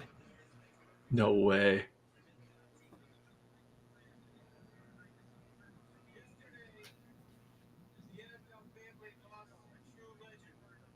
Come on, do it for Mongo. Pick somebody good for Mongo. My heart is with the McMichael family during this incredibly Right. time. Misty, Throw them up, fellas. that you are in our thoughts and prayers. Mongo's remarkable contributions to the game and the community will never be forgotten. His legacy will continue to inspire generations to come. 50 years ago, with the 4th pick in the 1975 NFL Draft, the Chicago Bears selected one of Steve McMichael's teammates and closest friends, Walter Baker, running back, Jackson State.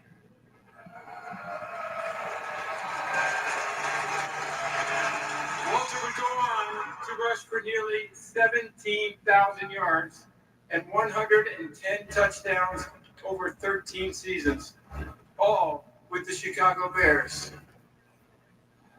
As you heard earlier, the NFL continues to honor Sweetness, not only for his performance and excellence on the field, but also his commitment to give back to his community with the Walter Payton NFL Man of the Year Award. So with the 10th pick in the 2025 NFL Draft,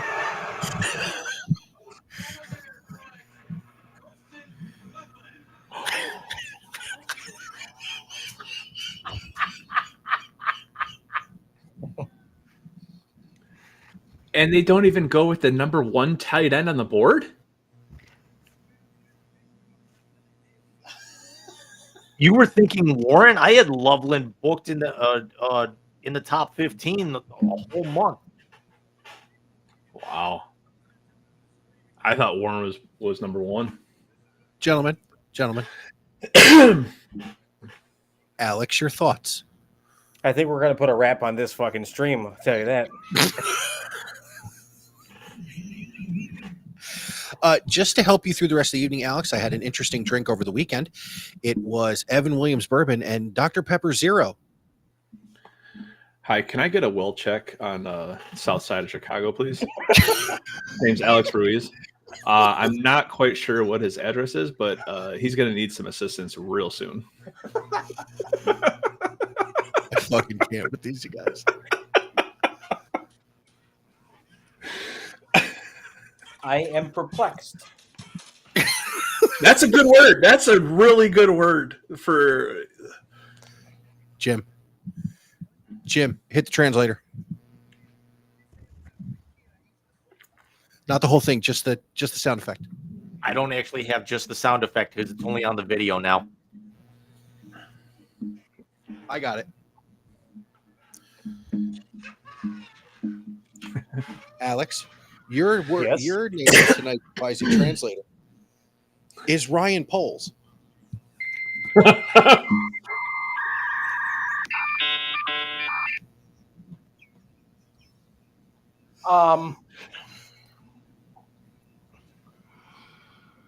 I think he's got to get real familiar with the unemployment line.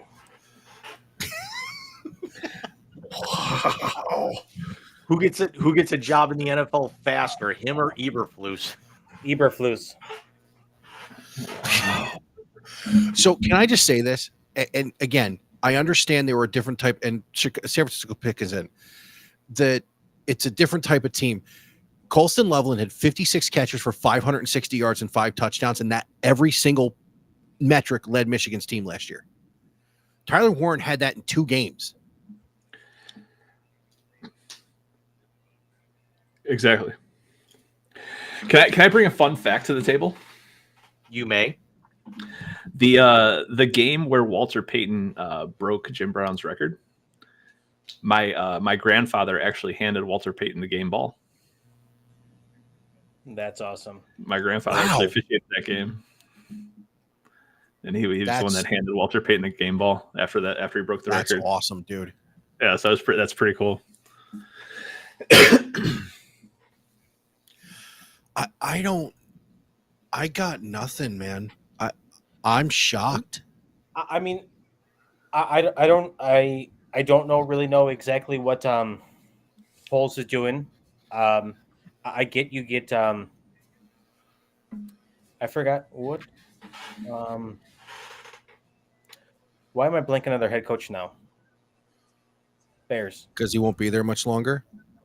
No, he's a new head coach. He's the Lions guy. Ben Johnson. Oh. I forgot about that because Ben Johnson did everything. Who's Detroit's fucking tight end? Oh, Laporta.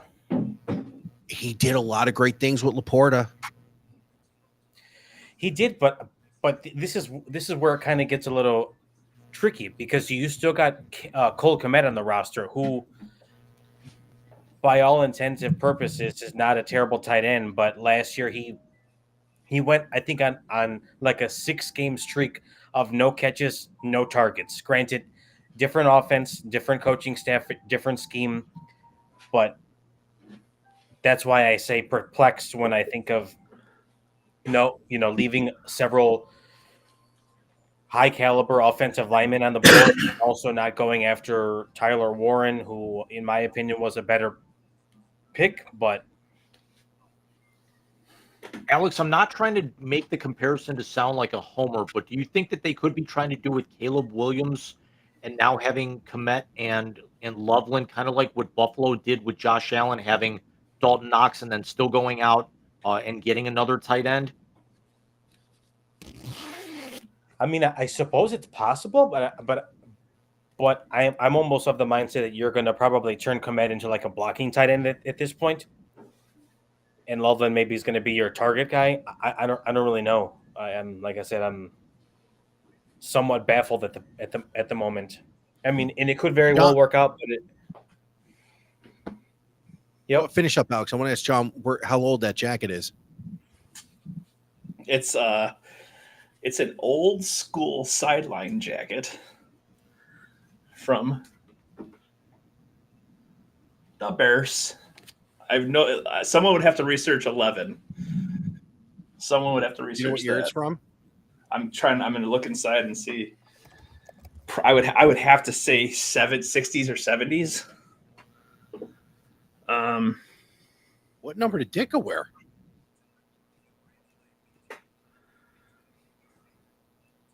It doesn't have a name on the tag on the inside. It just says set 2.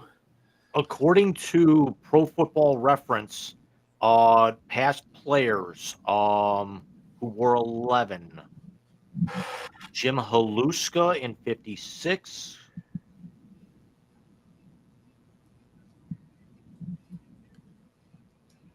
Not many, of note at least. So yeah, Jack Concannon came from my grandfather. that's pretty sweet. That is pretty sweet. Yeah, according to this list, nobody other than Jack Concannon wore 11 for the Bears any longer than 4 years. And what years were those? They got a guy from 67 Yokota to Air Base in 71. Tokyo doing the pick. I bet that's who it is. 67 to 71. I bet that's who it is, because that's about the time my grandfather was in the NFL. That's why I said 60s, 70s. So that's probably about this old school sideline jacket.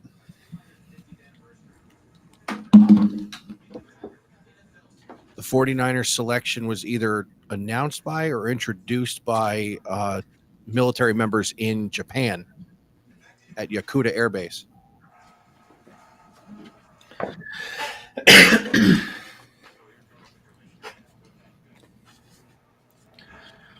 Figured you guys get a kick out of that, especially Alex. That's pretty cool. Lift his Will spirit up a little Johnson. bit. Come on, Will Johnson. Yeah, we're in dire straits over here right now. You guys are turning into the Jets, man. Don't hurt him like that. That's fucking mean, John. I said turning into. They aren't yet, but they're definitely on the way. Michael Williams from Georgia. Wow. Okay. That's an interesting pick, considering Robert Saleh is back in San Francisco as their D coordinator after leaving the Jets. I'm not angry about this one. I think Williams is very, very good. He's got some size. I think he'll probably come down a little bit from that 260, maybe in the 250 range. He's got unbelievable upside. He's still very raw. But I think that's also something that he can definitely work on. Athletically, he's one of the more gifted edge rushers in this draft. I actually had him third best in the draft. And you're going to stick him on the opposite side of Nick Bosa, which makes him even that much better. He would have been another one I would have liked opposite Miles. Jim, maybe you'll know this. With his 4.47 speed, could you stick him at outside linebacker if they go to a 3-4? I think it's entirely possible, but with somebody of typically when you get an outside linebacker, you're looking for somebody maybe in a 6'2", 6'3" range, maybe with that 6'5" stature of his. I think he'd be a little bit better off to be able to try and stand guys up a little bit more. And I mean, John can probably attest to this. Being down on the field and being in the trenches a little bit. But you may not kind of want to get under that offensive lineman. You may want to square up on him. So I think he could, but I think he'd be better suited staying down. Pick is in for Dallas. Jerry's on the phone and seems extremely happy. And everyone's clapping. He's about to hand the phone to Schottenheimer. And how much of this is actually them being receiver? How many of this is actually them being glad, and how much of this is actually everyone yes manning him and realizing, hey, we get to go home for tonight? Do they stay in house and take that Texas receiver? Matthew Golden, I'm actually thinking is very, very interesting here. Jim, to answer your question, I'm here so I won't get fined.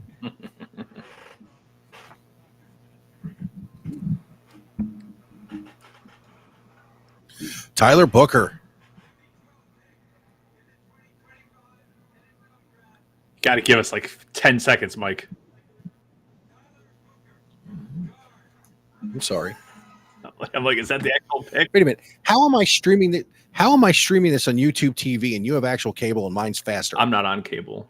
I'm on and I'm in the I'm on South. NFL.com. I'm on NFL Network. I'm talking to Jim. As I'm trying to get the Tyler Booker, guys. I think Booker was the best offensive guard in the draft. I'm a little surprised they didn't go skill position here. I really am, and not just because of Jerry's ego.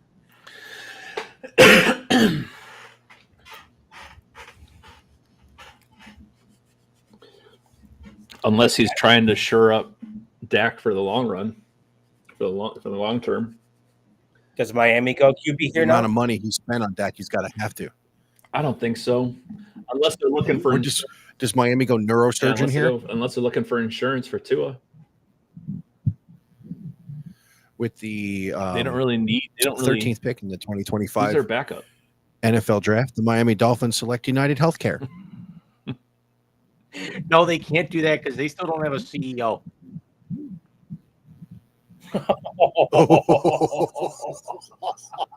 Wow. Oh God. We're all going to hell. Jerry has no idea who he's handing the phone to. He left that phone off the hook. He just dropped it on the desk. You dementia-riddled fuck.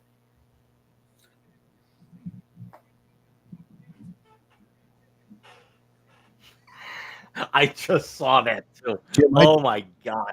Jim, I just said that and I thought of what Alex said they should have done to LaRussa. Put him in a home.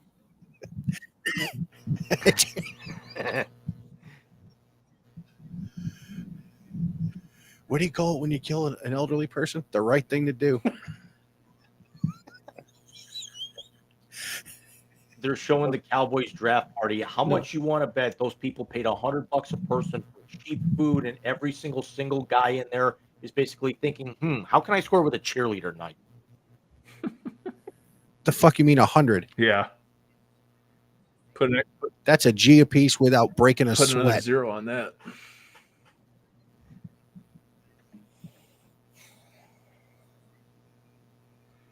So what are we thinking with Miami? Because now this is where things really get muddled. I mean, we're going to see a rush, I think, here on defensive backs and edge rushers. Neurosurgeon.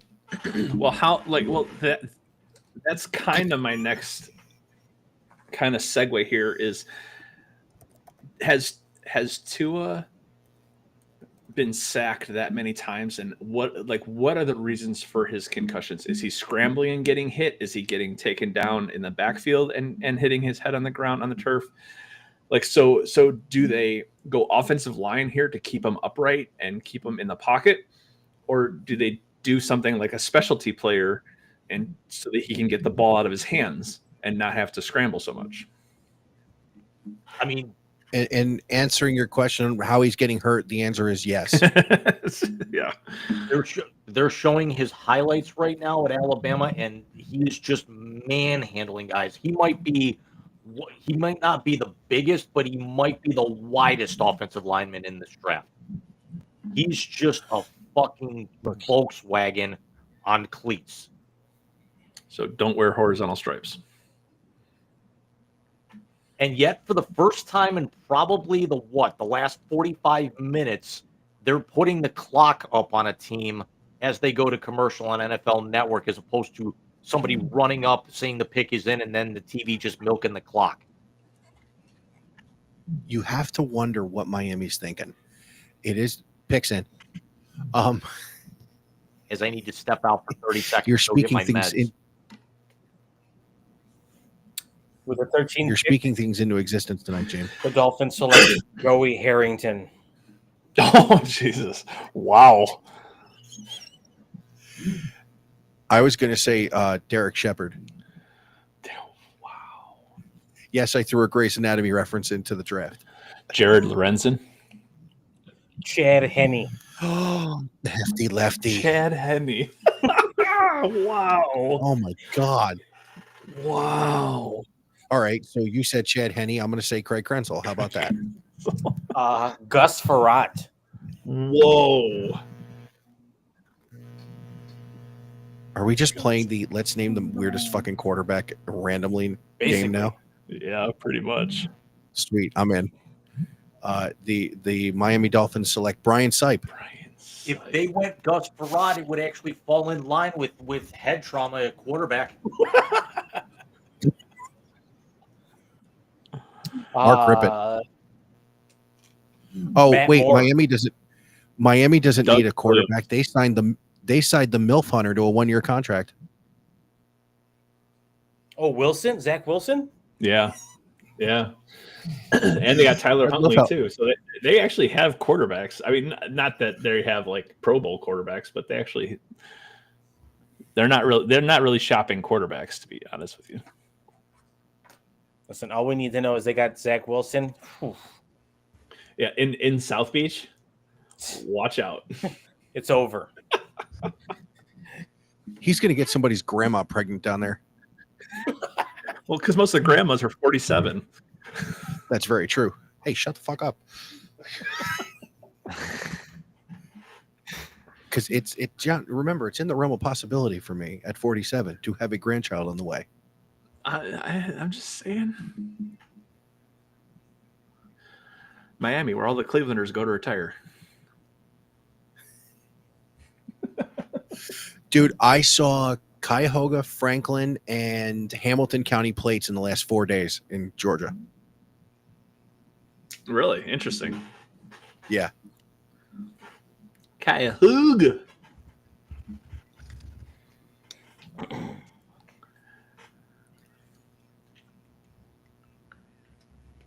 Miami has no grade point average.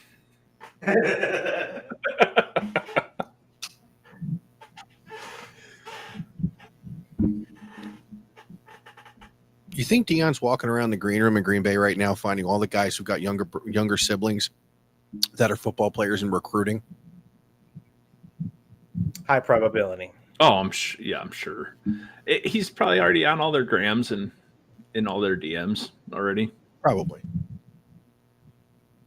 I think they're going to be better than people think they are this year, John. I don't think they're going to be contenders, but I think they'll get a New Year's Day bowl. Yeah. I mean, if you look at who their defensive line coach is and who their defensive backs coach is. They lost a lot with Hunter. They lost a ton with Hunter. They did. Did you see you see who the new defensive backs coach is? Isn't it I should know it. I should know. Kenneth Grant, defensive tackle. Wow, are we really on this run right now?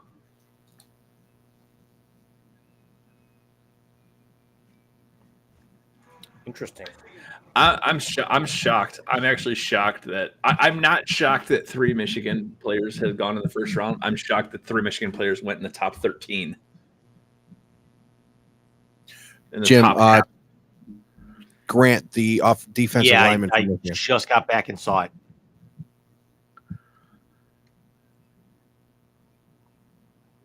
Again, John, I not that I'm taking a shot here because of where homeboy went to school. This is a horrible pick for the Miami Dolphins. I wouldn't say horrible pick. I think I don't think a horrible. I think it's an under the radar pick. I think they're just kind of. I don't think. I think it's kind of a safe pick. Yeah, I disagree 100%. This is not a safe pick. This is not a safe pick at all.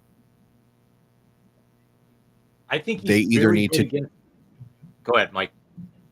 They either need to draft half an offensive line in the next few rounds, or they need to find a quarterback. Homeboy's got a family. It's. I don't think they wanted to reach for a quarterback. I still think that they have all their eggs in the Tua basket, even though they're scrambled. I think that's where their heart. I just think that's where their heart lies. I think they could have done more to shore up the offense a little bit to get him a little bit of extra help, but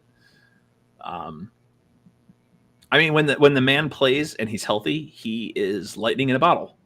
He really is. He is really good. The problem is keeping him on the field. That's a big issue. And when it comes to head injuries and the brain, man, that's tough. That's really tough. Ignore that. Oh, never mind. I was looking at the wrong graphic on my sidebar here. Go ahead. More interesting quarterback battle. More interesting quarterback battle. Russell Wilson and Jameis in New York, or Anthony Richardson and Daniel Jones in Indy? I would Your rather silence watch. says it all. Right.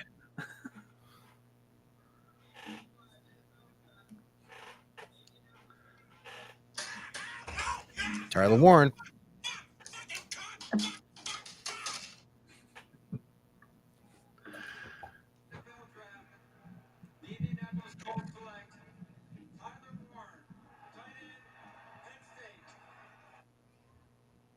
Good move for them. I think they had to go tight end here to be able to get a security blanket. And with Loveland off the board, I think this was just, it was, I mean, 6'5", 256 is massive.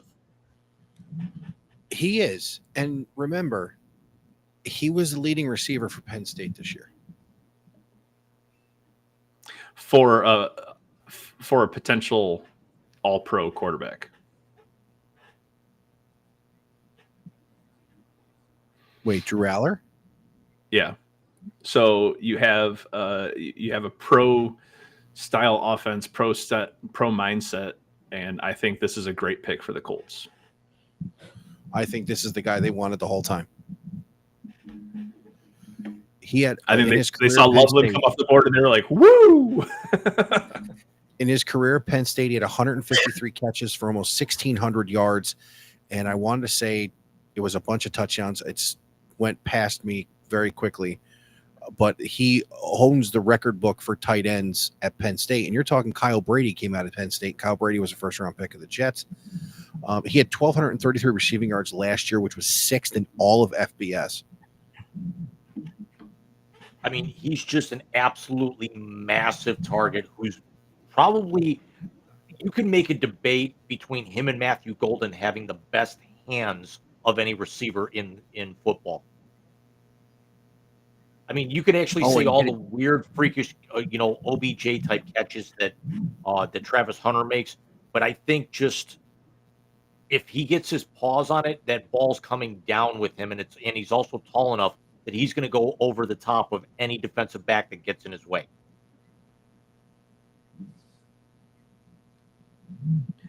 19 touchdowns. Yeah, that's the Penn State record for a tight end. Yeah. Oh, and John, to answer the question about the coaches, Champ Bailey's the new defensive backs coach at Colorado. Oh, champ. Okay, so there you go. All right. Warren Sapp is the D-line coach. Oh my gosh. He's just collecting gold jackets. Yeah, seriously. The Jets, the Falcons tied with the Panthers right now for the longest playoff drought in the NFC at 7 years.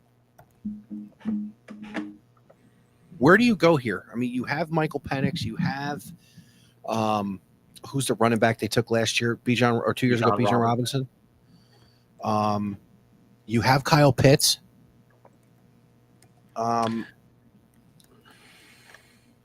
Do you go defense? Oh, they only had 31 sacks last year. I think you have to go defense here. Who are we going?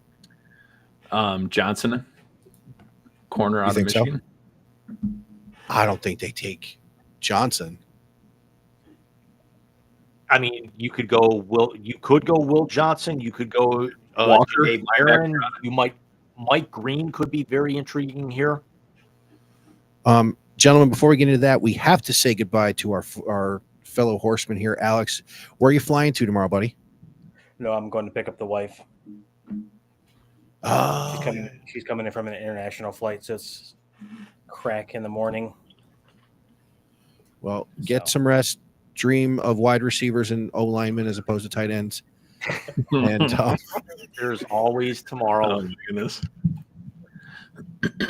We'll live tomorrow to fight another day. Yes. Amen. Alex, we thank you for coming on, my friend. Go get some Thanks, rest, buddy. Yeah, thank you guys. You guys take care. There, bud. Later. We'll see you, man. I think Jalen Walker would be a good pick here. Jalen Walker would be a good pick here. I mean, they've got lots of options. I mean, could we be looking at Walter Nolan from Mississippi? Could we look at Mike Green from Marshall, Jahdae Barron from Texas, the cornerback, Shamar Stewart, the edge rusher from A&M, Derek Harmon, the D lineman from Oregon, Jahad Campbell, the linebacker from Alabama. They've got, I mean, we're going to see a big run on defense, I think, here in the next 8 to 10 picks. Who from Georgia's left? I don't think anybody major that I've scored in the first round. I think we're going to be looking at I think Mississippi's got a couple of big names. You got a couple of A&M guys out there. Everybody from Georgia. Siobhan Revel, the cornerback from ECU, is in play. No, not the guy that teamed with Joe Kane. Kane is able. Jesus Christ. Michael Williams is the only player off the board from Georgia. So Georgia's entire team is still up for grabs. You mean the ones that aren't in jail for DUI? Or speeding? Do the Bulldogs even know how to spell DUI? They may not know how to spell it, but they know how to get them. Now, listen, somebody did we send each other the action figure things that people are doing on Facebook? Oh, I've seen. I haven't. No, I haven't. I don't know how to do that. I don't know how to like. The Georgia one came with a cell phone that had Uber written on it, and was in an orange jumpsuit. Wow. Oh my gosh. Maxwell Harrison. I really would like to see Maxwell Harrison go in the next few picks here. I like his jacket. Why does Arthur Blank look like Mr. Burns?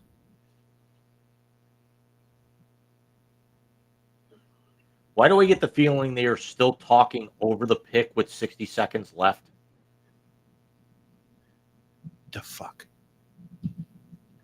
Seriously, did it not look like the guy that was over his left shoulder was still discussing the pick? When was the last time somebody missed a pick? Didn't somebody miss a pick like in the last few years? Minnesota. Was it Minnesota? I think. Was it that long ago? I thought it was more recent than that. But 17. I'm sorry, 17. Okay, 17. They missed their pick. They got skipped. Can I just say I love the fact that NFL Network has Joel Klatt and Charles Davis on the dais?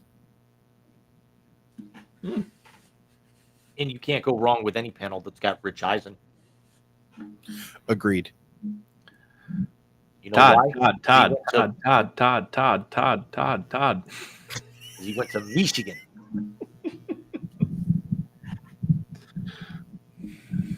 See, I think right there, that graphic that they put up, Kyle Pitts, Drake London, Bijan Robinson, Michael Penix, all top 10 picks, all skill position guys on offense. I think this is where they go defense and they go trenches.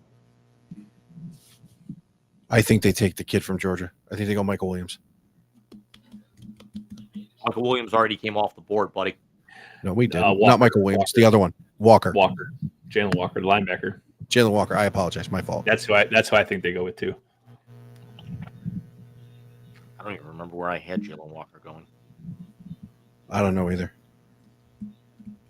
I think I had Jalen Walker falling out of the first round for some reason. I think he was my slide.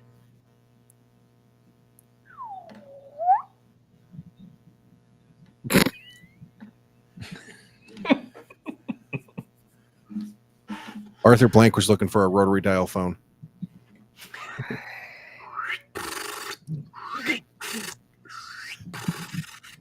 Jim, should we just keep John on standby to be the soundboard? Because he's really good at this. I mean, we could, because for whatever reason, every button on the soundboard is working except the scissor me boing. Do I need to play it just to play it? I have it on the phone. It's just not playing through the soundboard for some reason tonight. No, it's not. It's not playing on mine either. Yeah. No. You broke it. It broke it. Did.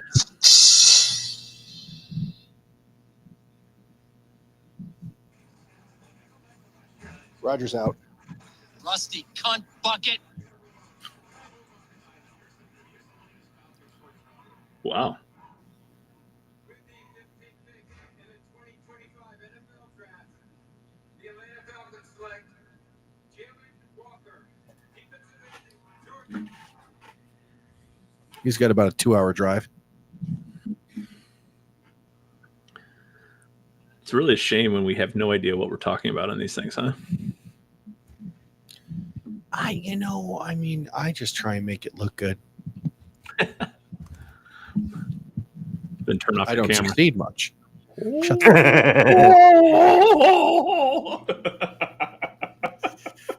That was way too fast. That hurt my feelings.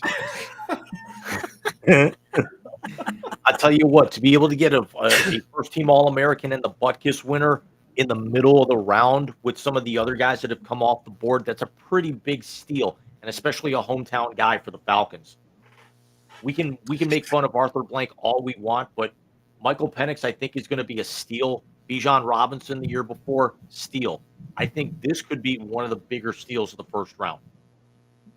Well, Bijan also, that's, of course, the night the translator was debuted. But Bijan, I think, was shocking. What'd they get him at 5?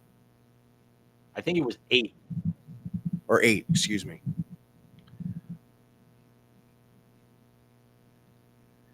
I think Flowery Atlanta's moving branch. in the right direction. I think they are too.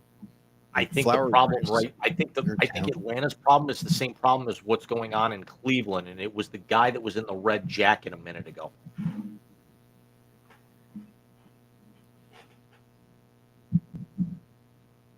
Arizona.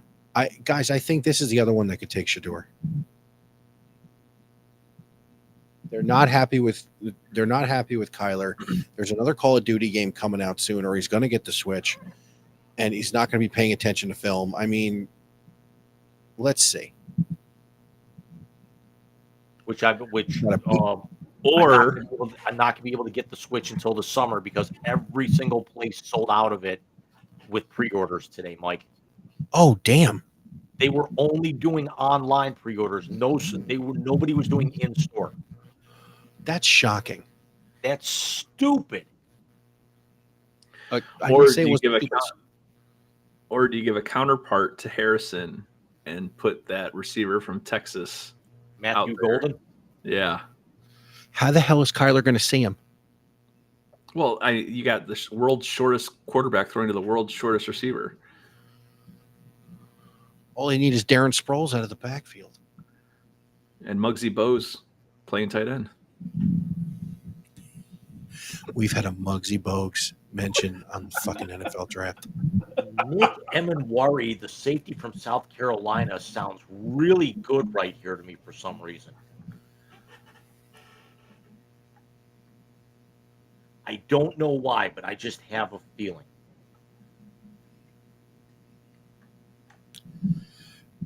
Greg Rosenthal's top 101 free agents. Number 100 is Jedrick Wills, and number 101 is Nick Chubb. Nick Chubb.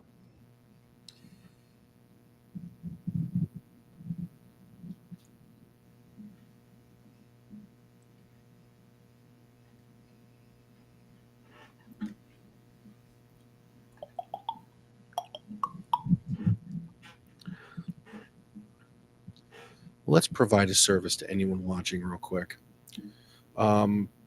Ooh, good game in Detroit. Knicks up 116-113 with 5.8 left in the fourth quarter, and Michael Bridges just turned the ball over.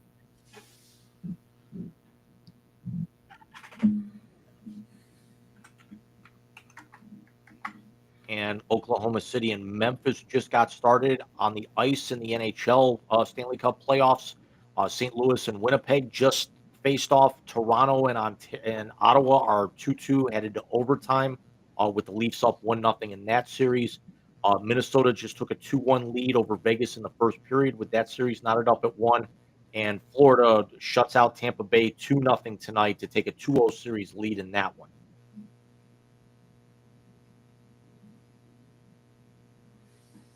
And my son's 10U team, Willoughby Wildcats, won 9-5 in their season opener. Nice. That's most important, to be honest with you. Alex left too soon. The White Sox won tonight. Oh, nice. They're two on the board now. Yeah, That's 3-0 only over Minnesota in 7 innings. It only went 7 innings? Yeah. Rain? Probably. Yeah, weather.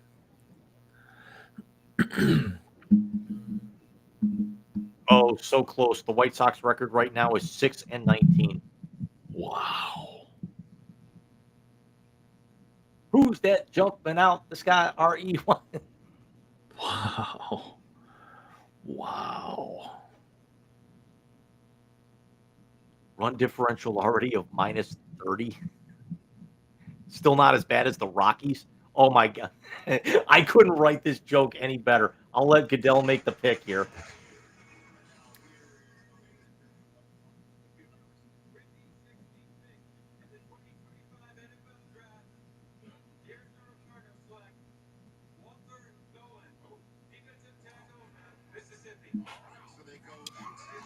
I like this pick here. My God, his hat won't even fit on his head.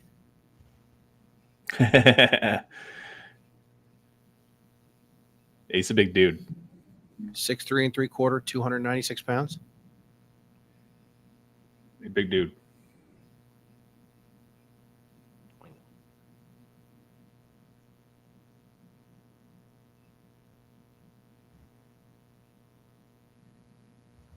Real quick off the board here, Michael, the worst record in Major League Baseball right now belongs to the Colorado Rockies. Can you guess what their record is without looking? 4-23. Yes, there are puns. There is a pun in there. Are they 4-20? Yes, they are. Wow. That's amazing. Oh, that's cool. They're sending the players out to take pictures with the fans.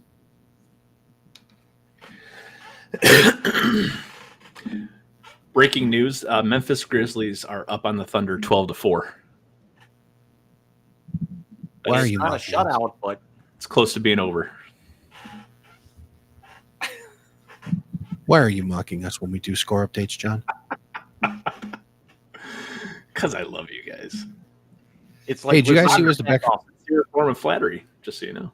It's like listening I to know. the smack off. It's over. It's over. Shut it down. Shut it down. He wins. Or Heidi, All right, go now ahead and it's change time. the channel. Go ahead and change the channel. It's over. Hey guys, who has the best record in the American League? In the American League? That would Yeah. be the New York Yankees and the Detroit Tigers. Oh, I thought Cleveland had a better record than those two. They are one game back after losing yesterday. Who has the best record in baseball? Nobody gives a shit. Shut up. One person.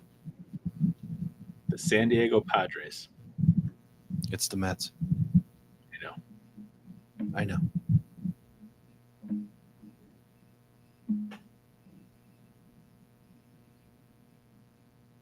You know, my favorite part Definitely. about them having the best record is they just swept the Phillies, and I hate the Phillies. So now we're into the second half of the first round here, and now we start getting into teams that have winning records, and now we're going to start looking at our playoff teams. And I think if we're going to see teams move out, I think this might be where we're going to start seeing them.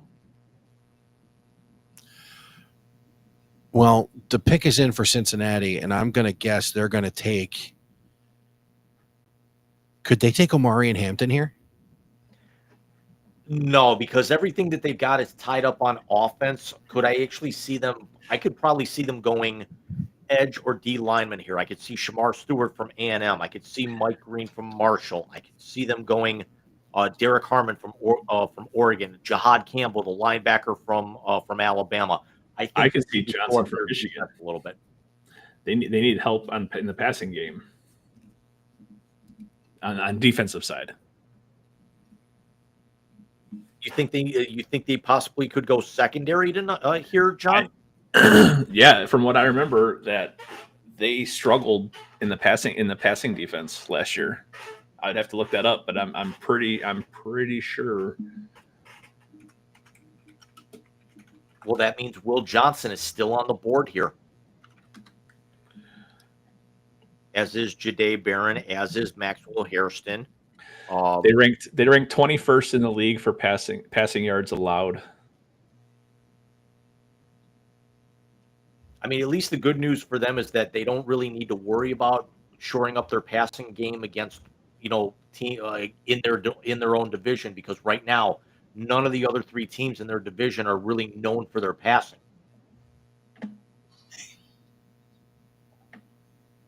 They had 8 interceptions on the year, which is not a lot. Yeah, but it's light years ahead of where the Browns were. What, they only had like 3 or something? Browns had 4.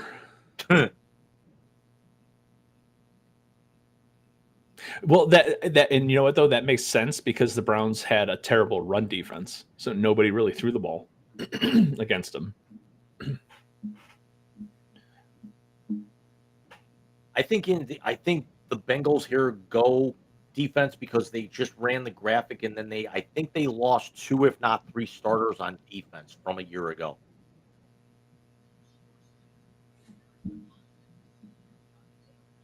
Why is Ian Rappaport talking about Shadur Sanders right now? Unless he's actually just filling time. I think they asked him about Shadur because he's fallen. Because he's fallen so far down. I think John's right. I think he's going to go to Pittsburgh at 21. 21. Correct me if I'm wrong, gentlemen, but isn't 21 basically the trash can for garbage for quarterbacks? I know in Cleveland it's 22. Oh, 22. Okay, maybe it's 22. Because it wasn't that where wasn't Brady Quinn? Didn't he drop to like 22 or 21? I could have sworn that Quinn was 20. I know that Brandon Weedon was 22 and Johnny was 22. And again, Quinn was down in there, 21, 20, 22, yeah, like right in that range. So that's Brady Quinn was drafted at 22 as well. 22. Okay. Here we go. You know who else was drafted at 22? Pretty sure that's where Rodgers went. Oh wow.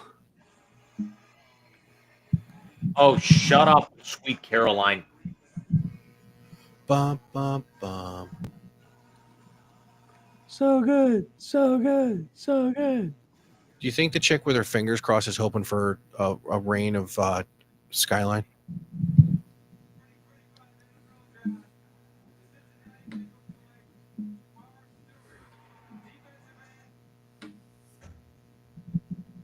I called this one, actually. Wow. Okay. All right. Why is every one of these players wanting to be Carlos Baerga with the giant fucking necklace? Is that a monkey on his neck? I Fucking stop. believe it is. Fucking stop.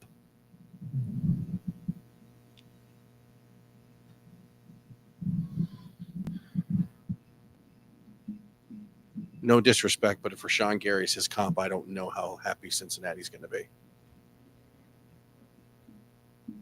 Because Gary wasn't all that great. Pittsburgh, right?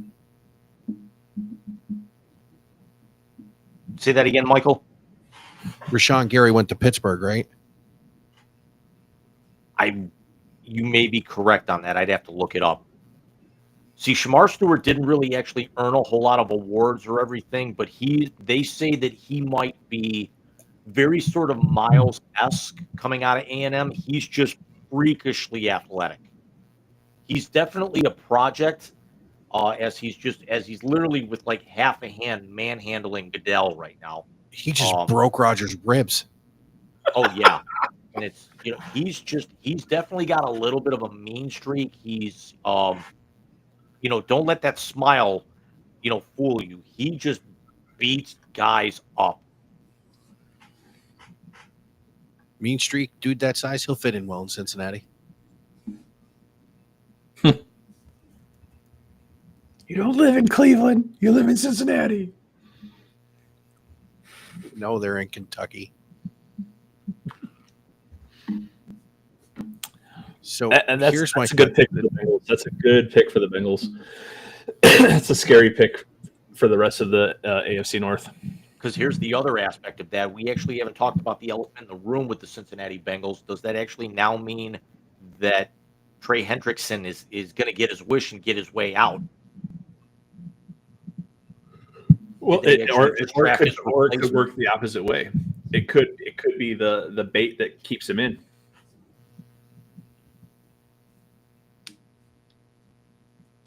You had to figure that they had some other contingency to be able to get Miles to come back, because you obviously didn't go out and get your quarterback. You know that you're not going to bring Deshaun Watson back. So I'm trying to think of, outside of the money, what could they have thrown at Garrett to get him to stay when he actually said it wasn't about the money? Could they be doing the same thing with the Bengals right now? Did they do this to appease Aiden Hutchinson? Trey Hendrickson, or are they doing this to like force him out? I think this is insurance for them.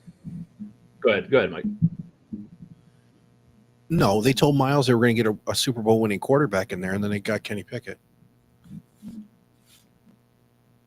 And now we come to the last of the teams that did not make the playoffs last year, and that's the Seattle Seahawks. And people forget, the Seattle Seahawks missed out on the playoffs last year by 1 point.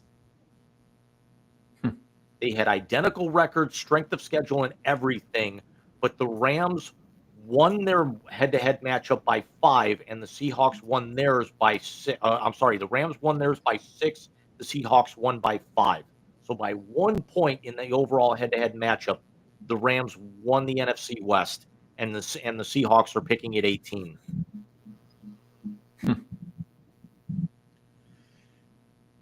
So the question is, with the DK Metcalf trade, do you see Matthew Golden going to Seattle?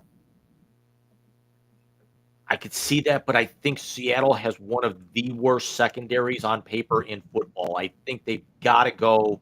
They've got to do something to shore up that secondary. So I think this is where a Matthew Hairston comes into play, a Nick Emenwari. Will Johnson's still out there. That's the other thing we haven't talked about is the potential slide of Matthew Golden. I don't think he's going to be on the board that much longer, where, we're still talking maybe another 15, 20 minutes and Shedeur comes off the board. No I disrespect honestly to think Matthew it's Golden. the size. This isn't a slide. I think it's just his size. I think that's the only thing that's really keeping him on the outskirts is his size.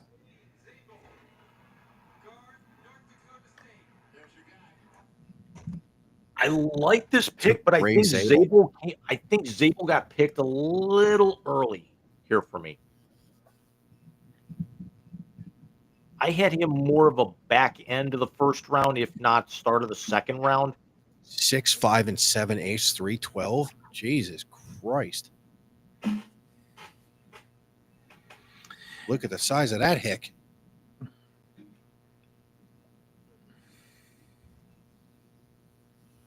Oh, that's why they got him. The He mustache. can play inside and outside. Mustache. Was that Kyle Manzardo for a minute? That porn stash is fucking horrific. I don't know. I mean,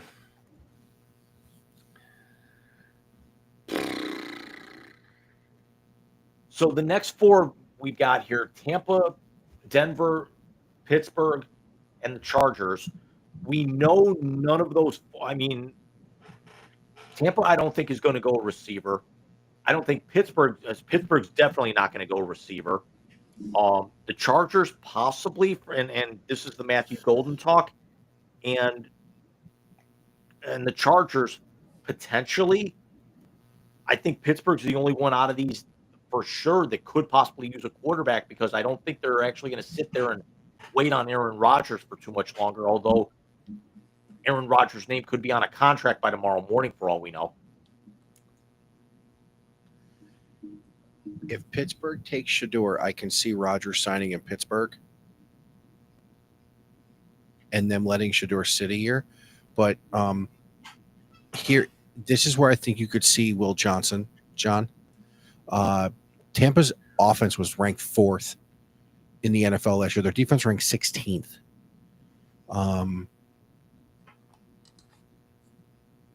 okay. I mean, Bucky Irving they're not going to. I was thinking maybe Amari and Hampton, but they're not going to do that. They got Bucky Irving, who had a phenomenal year last year. They ranked top 4 in scoring, total, pass, and rush offense in 2024. This is not a team that's got to make huge adjustments on offense. This is going to be a defensive pick. They averaged 30 points a game. Get it, Baker.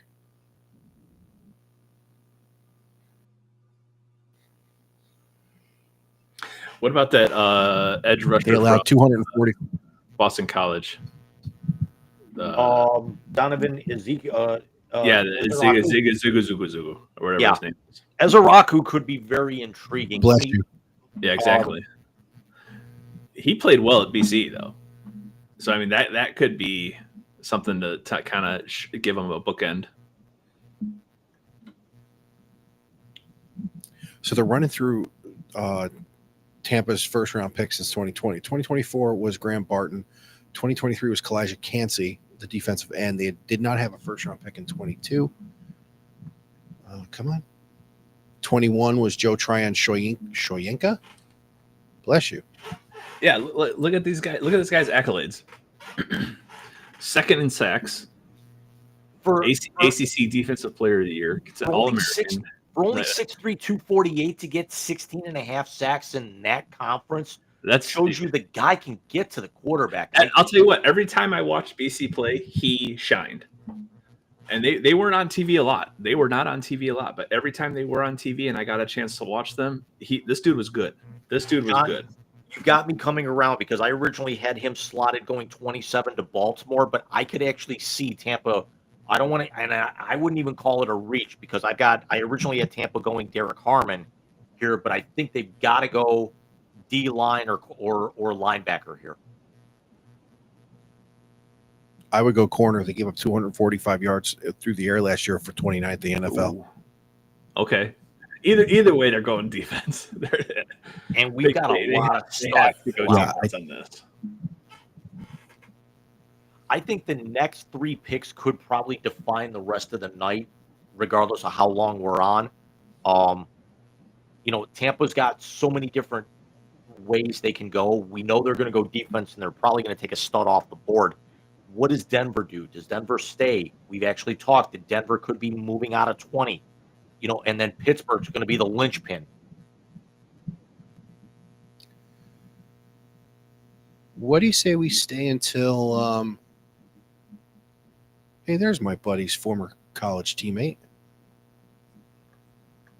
You want to stay till the hometown team makes their At pick? 23? Green Bay, yeah. Yeah, that's 5 more picks. We could probably do that.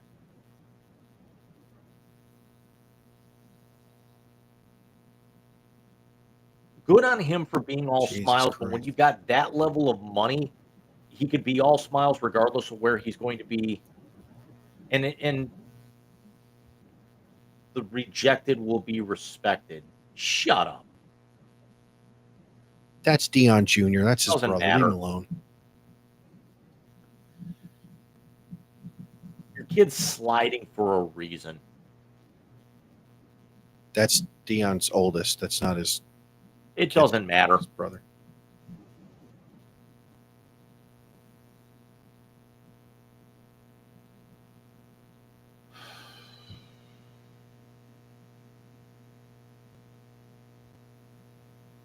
Whatever team brings him on is going to get it. I'm going to use the Phil Brooks pipe bomb. He's going to get taken over by his idiotic brother and his doofus father and the rest of his stupid family.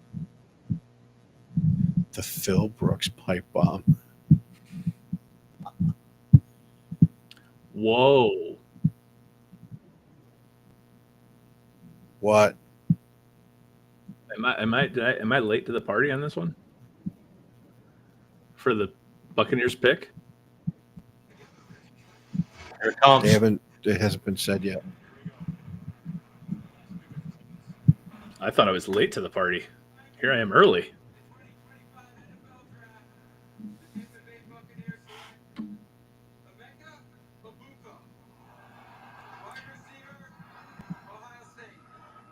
And he totally butchered that name.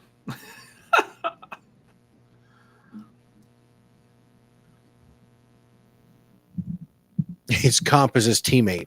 Wow.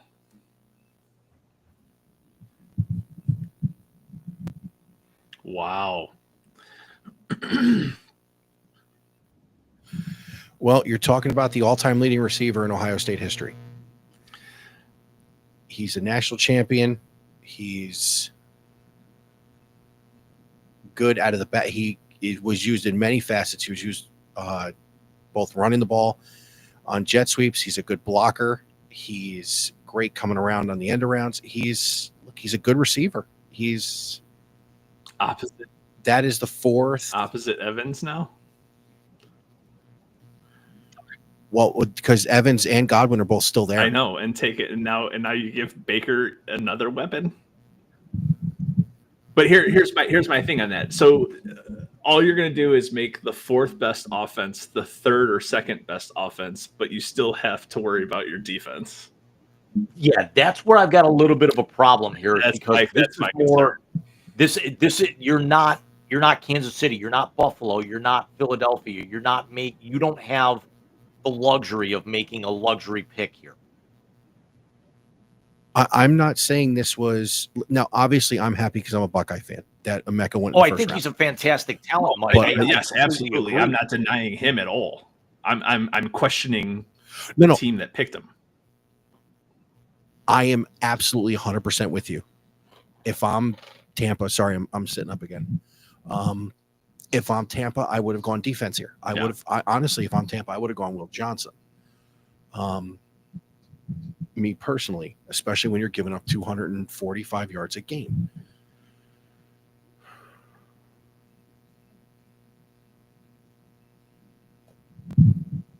Now I am going to price out Emeka Egbuka Tampa jerseys.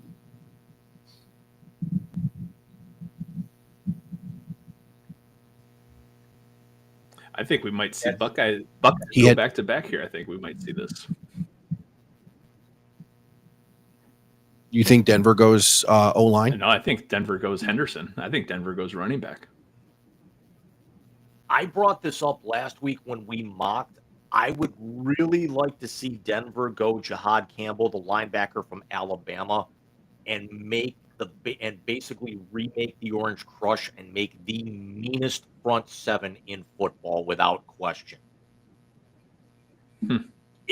I think if they went with a guy like a Jihad Campbell, I honestly think they would be like, they would take that orange and they would channel like Philadelphia Flyer Broad Street Bully for just with the way that they would beat up opposing offensive lines.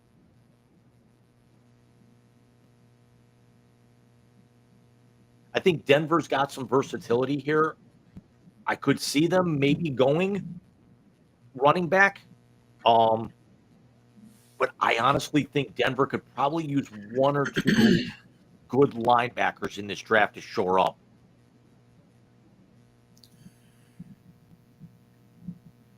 So I just went to Facebook just to see what people are saying. John, our old buddy Chris Shalick. Yeah. I don't know. These Michigan dudes get sketchy in Cleveland. He ain't lying. He ain't lying. He ain't lying. Mike, let me throw a name out you for Denver to go back onto my topic, and you could definitely, and I think you might know where I'm going with this. Tell me about the possibility of Donovan Jackson here. This is if I'm Denver, I go O-line, and Donovan Jackson's a great pick Well, here. Donovan Jackson's the linebacker. Because he can play in. No, Donovan Jackson's the lineman. He's the O-lineman that can play interior or outside. I thought there was Josh Simmons. Donovan Jackson's Donovan D-line. Donovan Jackson's a guard. Simmons was the tackle, I thought.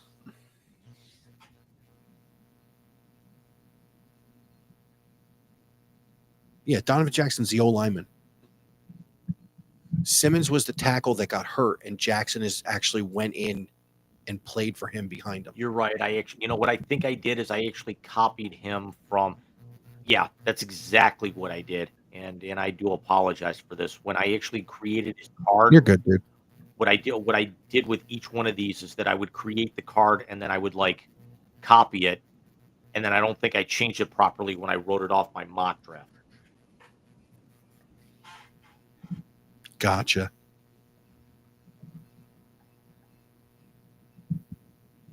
Denver's taking it right down to the bottom here. And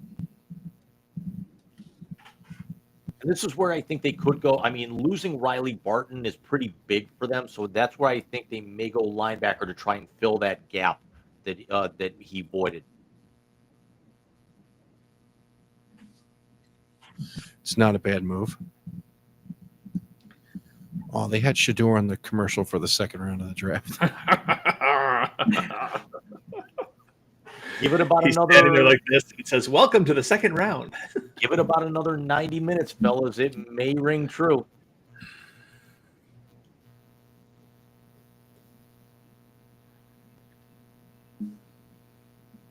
John Fox trying to actually, not John Fox, Sean Payton, trying to fit in with some of the other buzz cut guys in the room.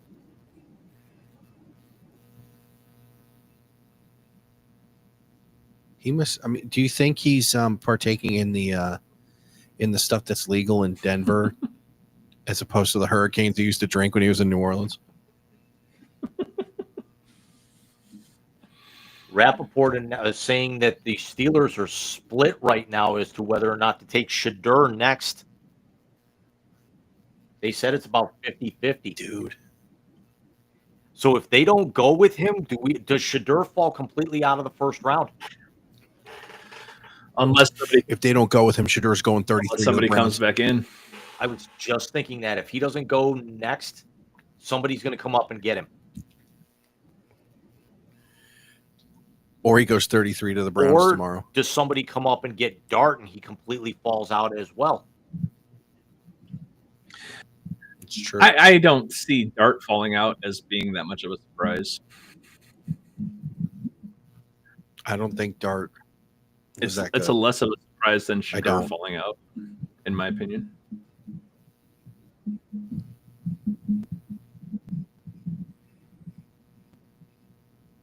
You mean Make-A-Wish kids do something besides meet John Cena? God, I love that dude. Holy shit. It's the Stamos story is the best. God, yes. John, have you ever heard that? Brad Williams, the little person comic, Yes. is doing 1 second. Here comes is doing a show with Bob Saget. Pick is in. The Make-A-Wish kids making the pick. Jade Barron off the board. I like this. Okay. I like this a lot for them. Mike, go ahead as I'm fixing graphics. So,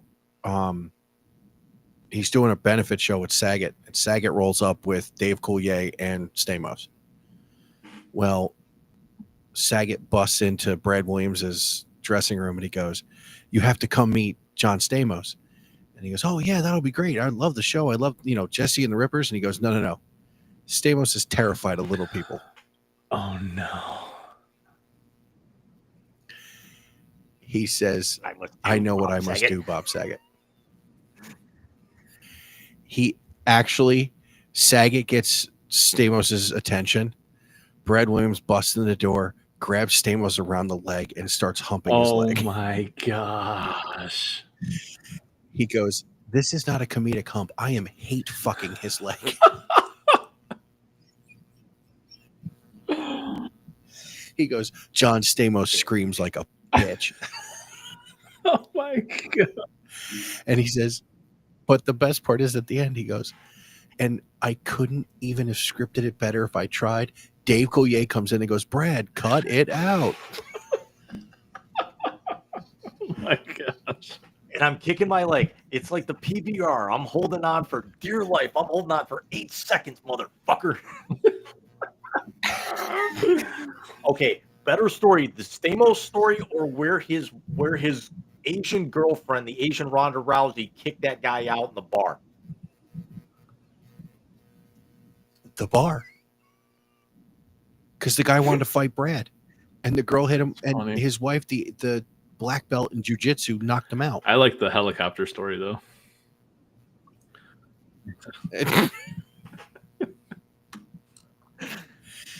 Brad Williams should redo the Dorf things Oh like my Tim Conway used to do. Dude.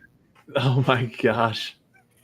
But the best part about it is that Tim Conway wasn't a little person. That's what made it so good. He wasn't far off. But that's what made it so good, is that he wasn't a little person. I think probably my favorite Brad Williams bit has to be the one about getting it on with a girl when you're a little person and then just like popping a helmet sticker on them. Or how about the one where his friend was a little shorter than him and her husband was a 6'2" black man? Gosh.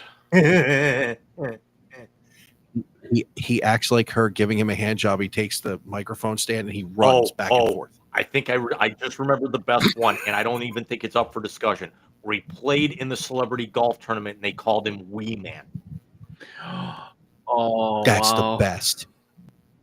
But here's the funniest part about that story, John.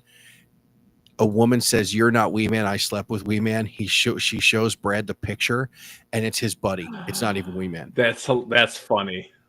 That's so funny. Easily the best part of that whole thing is when he actually says "Wee Man," how that one guy just buries his head in his hand and his girlfriend is laughing her ass off over everybody else in the room. Oh my gosh. Nice. So, they've only thrown 46 touchdown passes since Roethlisberger retired. Roethlisberger has done that in a season.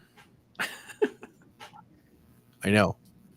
They've only thrown 46 since he left. Is the slide over?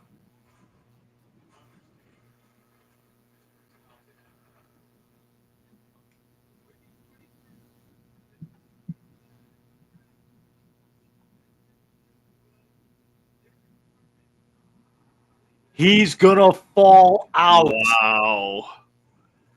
Wow. Wow.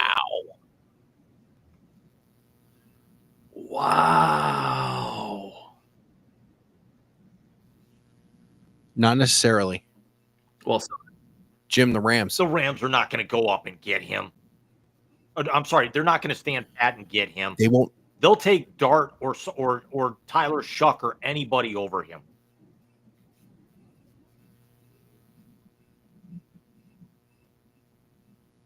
And it just wow.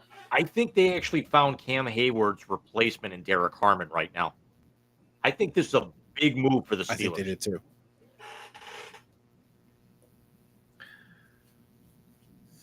That tells me that Mike Tomlin doesn't have as much pull as he used to. It tells me that the AFC North Mike Tomlin still believes in the trenches. Well, yeah. You have D tackles going to both Cleveland and Pittsburgh. Cincinnati takes a D end. Baltimore, we'll see where Baltimore goes. So you want to stop after the Packers, guys? You want to get down to Houston? I'm here. I'm here. Whatever.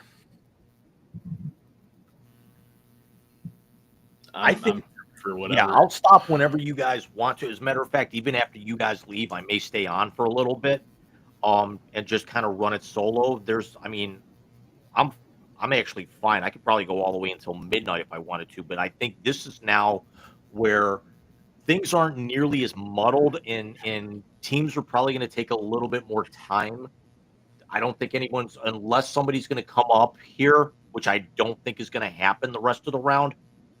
Maybe Detroit, maybe Washington, maybe Buffalo at 28, 29, and 30, respectively. But I think you could see some teams moving out if somebody wants to come up. But now you got to weigh the option. Is it worth the risk for that fifth-year option to go up and get a guy right now? And you might be able to, stand pat for 24 hours on. Well, you look at a team like Cleveland that has 2 picks in the first 5. They have 33 and 36. But as you just said, is it worth giving up one of those picks for that extra year? I don't think it is. Why move up to 27, 28, 29 when you can probably get a comparable roster spot to somebody at 33 or 36? So if we're the Browns right now, as we're all fans, we have to figure one of those 2 picks is going to be used on a quarterback very early tomorrow if they actually just go to bed right now, correct? I would go to bed right now. If I'm the Browns, I go to bed right now. I agree. Because if you're, I don't think Jackson Dart's going to go. I think Shuck has a better chance of going to the Rams. And John and I actually agree with this, that we both think Howard's the pick for the Browns. But I think Shuck's going to go to your Rams. I think Jackson Dart will go in round 2. I don't see Shuck. I don't see Shuck going to the Rams here because they already pushed that button with Stetson Bennett not even 2 years ago. Yeah, but Stetson Bennett, the Van Wilder of college football, was 64 when he was drafted. Yeah, but Tyler Shuck was a 6-year starter, a 5-year starter. He's still younger than Stetson Bennett. Where did I have his draft card? Or is he 26? He's 26.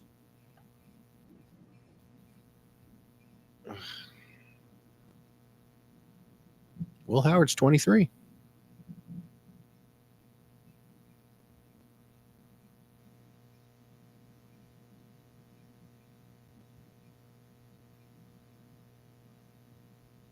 This isn't. I am shocked they didn't take Shador. I am shocked they didn't take him. So now we got some questions here with the Chargers. I mean, I'm thinking possibly edge, but Matthew Golden's still on the board, fellas.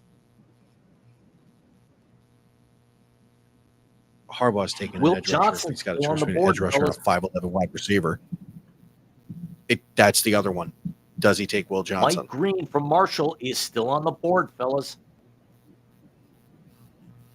What about Johnson in Minnesota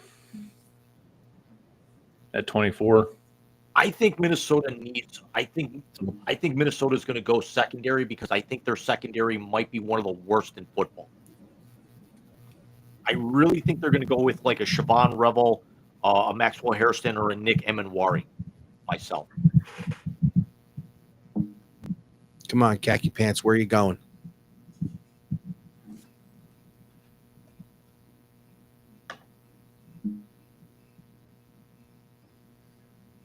Only 9 giveaways all last year.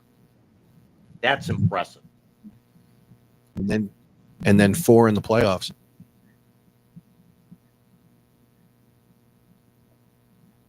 I forgot. I'm sure Justin Herbert's going to. I wouldn't be Time shocked back if they take your Texas boy here, your wide receiver. Matthew Golden. I wouldn't be shocked. You think Harbaugh's going to take a 5'11" wide receiver? I think so. I mean, this is where McMillan, he would have been salivating over this, but at 6'5", but that one's clearly off the board. Yeah, for sure. Either that or possibly who's the next tight end up? Potentially a tight end. God, I don't even know. I only scouted 2 of them tonight.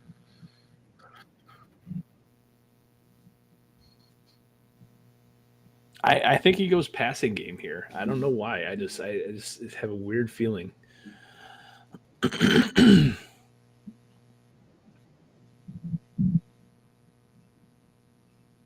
Whether it be passing game on the offense or defense, I think they just kind of go passing game. So it's either defensive secondary or wide receiver / tight end. So if we're talking tight ends here, Elijah Arroyo from Miami, ranked 3rd by ESPN, 6'5", 250. He's ranked 36th overall. Mason Taylor from LSU is still out there. Terrence Ferguson from Oregon, and Gunnar Helm from Texas. But I want to say that that really only Arroyo might still have the potential of going tonight. I honestly think, Taylor's graded in the 40s. Ferguson's graded in the 70s, and Gunnar Helm is graded in he's graded as a he's 6th best, and they've graded him as a 76.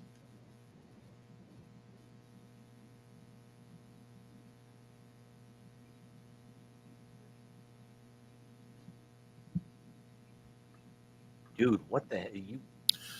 Okay, we have something interesting. The clock just expired and the pick is in thing did It not just come came up. in for me on NFL Network. It's up for me on NFL.com. All right, now I'm delayed. What the fuck? I originally had them going James Pierce here, the edge rusher from Tennessee. It's not a bad move, I could Jim. see. Yeah, I could see that. Because I think offensively you're there.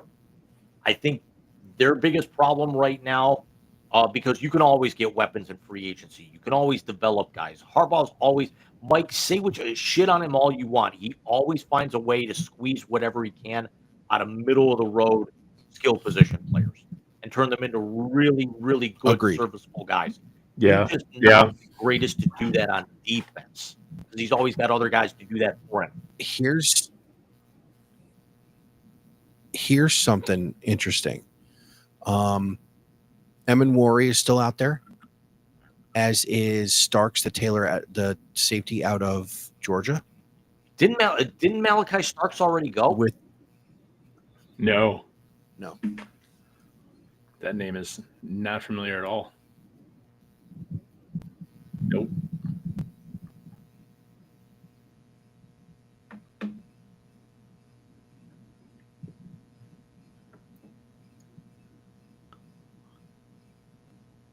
You're right.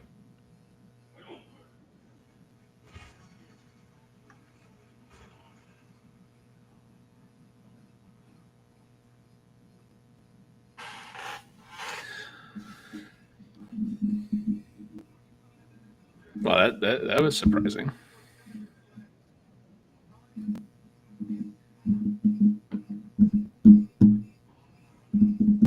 I gotta say, Phyllis, that's a little bit of a surprise for me. That's what I was saying. That's surprising. Who'd they Amari take and Hampton. after signing Najee Yeah, Harris? that's why that's kind of a puzzler. Unless he's looking to do like the two-headed monster back like he did in Michigan. But I don't know how. Well, he's a but bruiser. in all honesty, how much more gas does Najee Harris have? I gotta say though, if Genty doesn't go off the way that He's he only like does, in year Hampton 5. would have been a top 5 pick.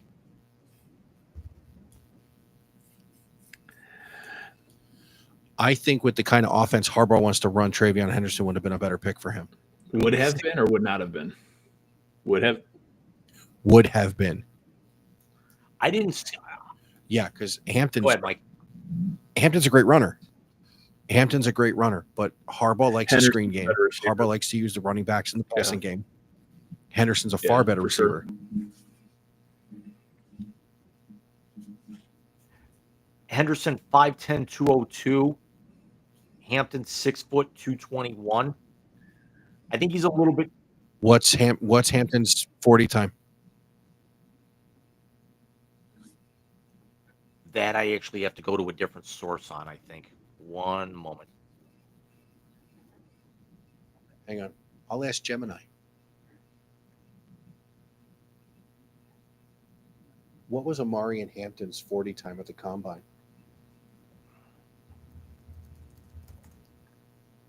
Official 4.46 second 40-yard dash. What was 4.43. Henderson's 40 time at the combine? Henderson was a 4.43. So was Quinshon Judkins.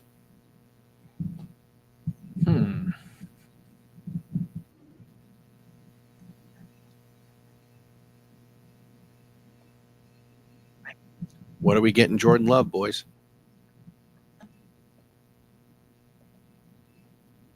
Actually, I can't even say that. They're going to take defense. All I ever fucking do. The thing that sucks about Green Bay is they're NFC North, so they play in crappy weather for half the season.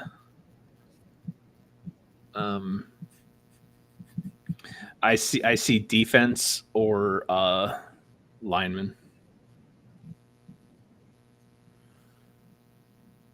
There's something interesting. They have the longest drought of taking a Wide receiver, yeah. skill position player in the first round. Wow. Javon Walker in 2002. Wow. Gentlemen, honestly, That's Is this why I where said 2 years Henderson ago. goes? bigger surprise now that we're coming down to the end here tonight. The Shadur slide, or the fact that guys like Matthew Golden, Mike Green, Maxwell Hairston are still on the board, namely Matthew Golden, as arguably the best receiver in the draft.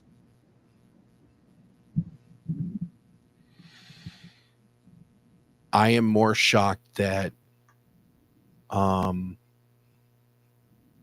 that Emeka was the second wide receiver off the board, no matter who went first. It's ironic because I had Emeka going here to the Packers at 23. Yeah, and I had him, like I said, at 25 going to Houston. I am more shocked that the Steelers did not take a quarterback.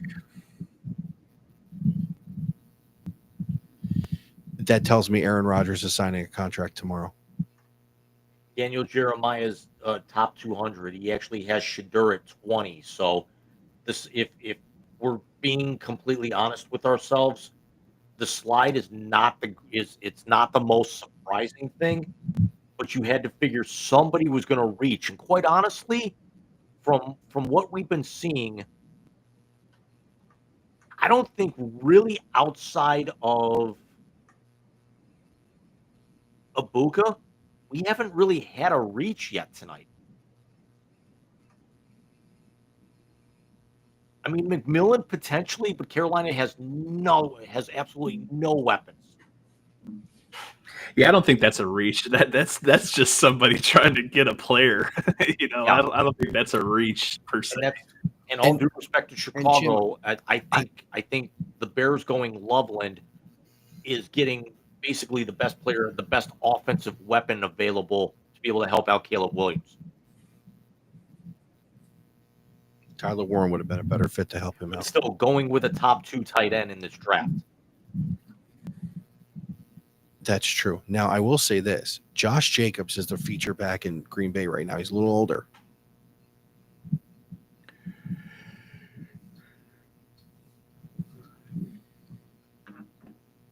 I think the gray Zabel is a little bit of a reach. I don't think they need this. Yeah, I don't think they needed to spend that at 18. I think they could have gotten that in second round. Because I had Zabel very, very early in the second round, but I was seeing a lot of mocks and stories in the last maybe 36 hours that said that he could possibly sneak into the back end of the first round. Yeah, he's definitely a first round talent. I don't think he actually would have gone that high, though. But arguably, he could be. He's, for my money, he's the best pure center in this draft. If you're gonna move him around on the interior of the line, I got to probably put him maybe 5th or 6th. But if they're drafting him to be a pure center, I think they hit a home run with it. Other than that, other than the Browns dropping out of 2 and back to 5, there's really nothing that. I mean, I guess if obviously being on the outside and looking in, yes, the Loveland pick makes sense, but if you're a Bears fan, you're not happy with that pick. No, he wasn't. You know what I mean? So waiting for the Baltimore pick now, yeah. So it'll be interesting to see. No, Green Bay's not getting rid of Love. No, they're not getting. No, he's not going anywhere. No way. He's not going anywhere. I think this is definitely where I say we hang on until Baltimore. I say we hang on until Baltimore. At least 27. And finish up the AFC North. Yeah, because the last 5 picks, Detroit, Washington, Buffalo, Kansas City, Philadelphia, there's 5 space fillers. Super Bowl teams, and we all know that they're basically just going to fill quick needs or move out. They're going to be space fillers. But at least the Ravens gives us a look at all of the AFC North picks.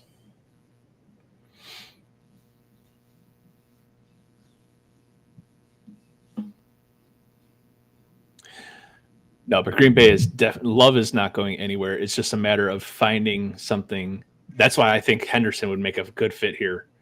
I don't know how much they need a running back, but well, like I said, Josh Jacobs is their feature back, but he's a little older.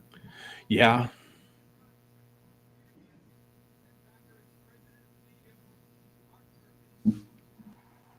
Murph.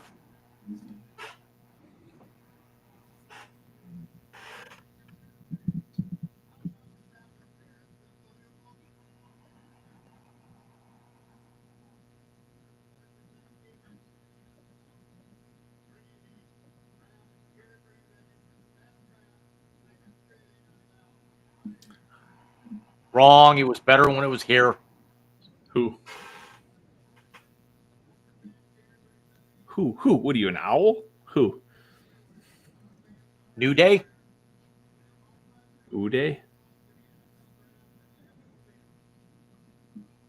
You're 2.5 hours late.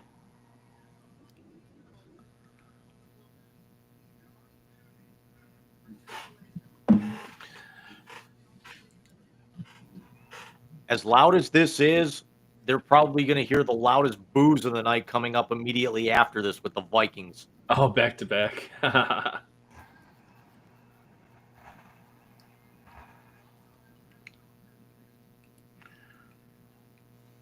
Yeah, this will be interesting because the Packers don't want to, especially when the draft is in your hometown. I mean, obviously, it's a business decision. Obviously, they're going to do what they have to do for the franchise. But at the same time, it's like the fan base is there. Everybody's there. Everybody's watching. So there's a little bit more weight on this pick. They're going receiver. Wow. All right. They just went and got Love a little bit of help. 1 hour later. You are absolutely right, McDonald's. I love this. Interesting. Matthew Golden. Yeah. I love this right now. All right. On paper, this might be my favorite pick of the round. And to quote Shamar Moore at the Daytime Emmys some 30 years ago, the streak is over. You love me. You really love me. Now that's when Susan Lucci won the Emmy for All My Children, and she had lost like 12 years in a row. Yeah. I thought it was long, wasn't it? Like, well, I thought it was. Might have been 17.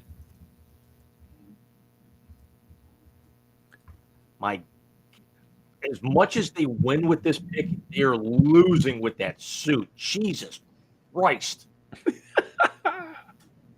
What the fuck? You should have been drafted by New Orleans wearing that fucking suit. A 4.2940. Wow. Yeah. He can fly, but there's one problem with that. You can't get a whole lot of footing when you're actually playing on concrete. The frozen tundra, AKA concrete.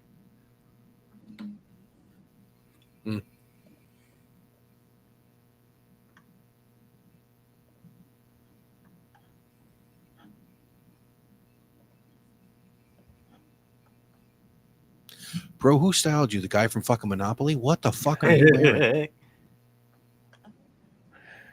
Do not pass go. Do not collect $200.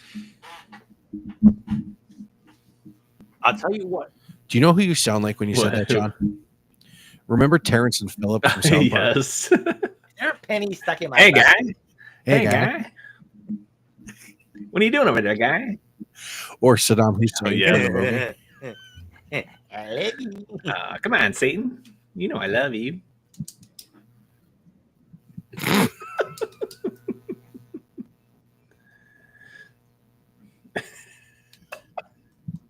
This is where, with Minnesota, I would love for them to actually stay true to my mock and get Siobhan Revel. Because Revel, even though he's actually coming off of ACL surgery, he ran the fastest time at the 40 at the combine.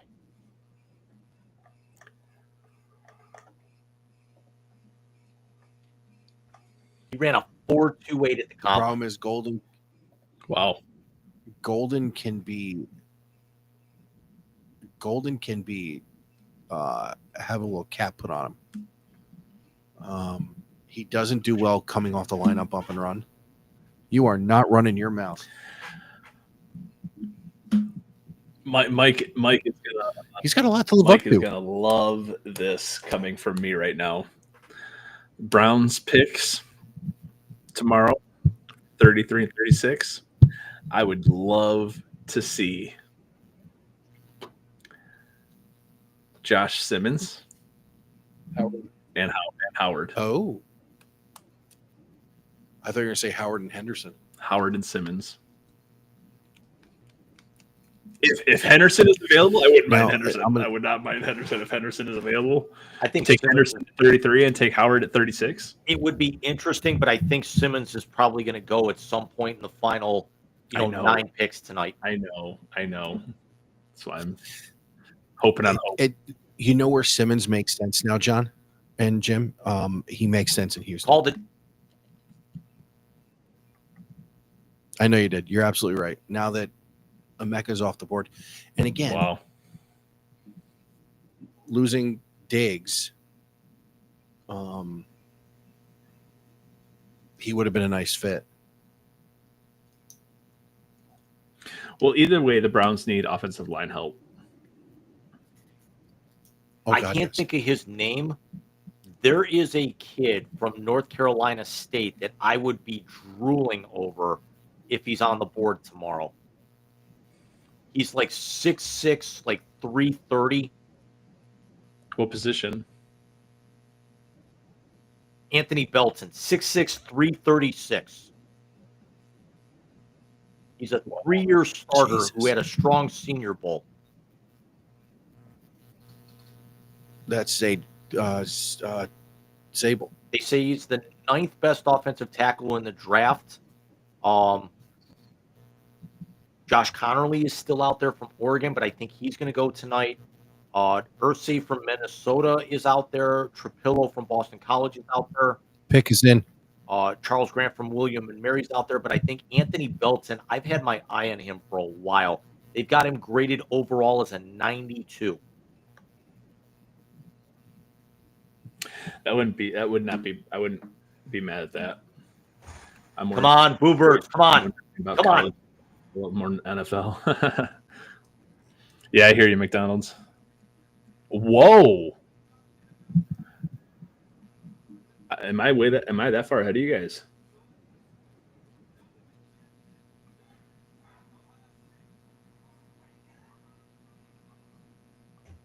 It's a little bit of a surprise.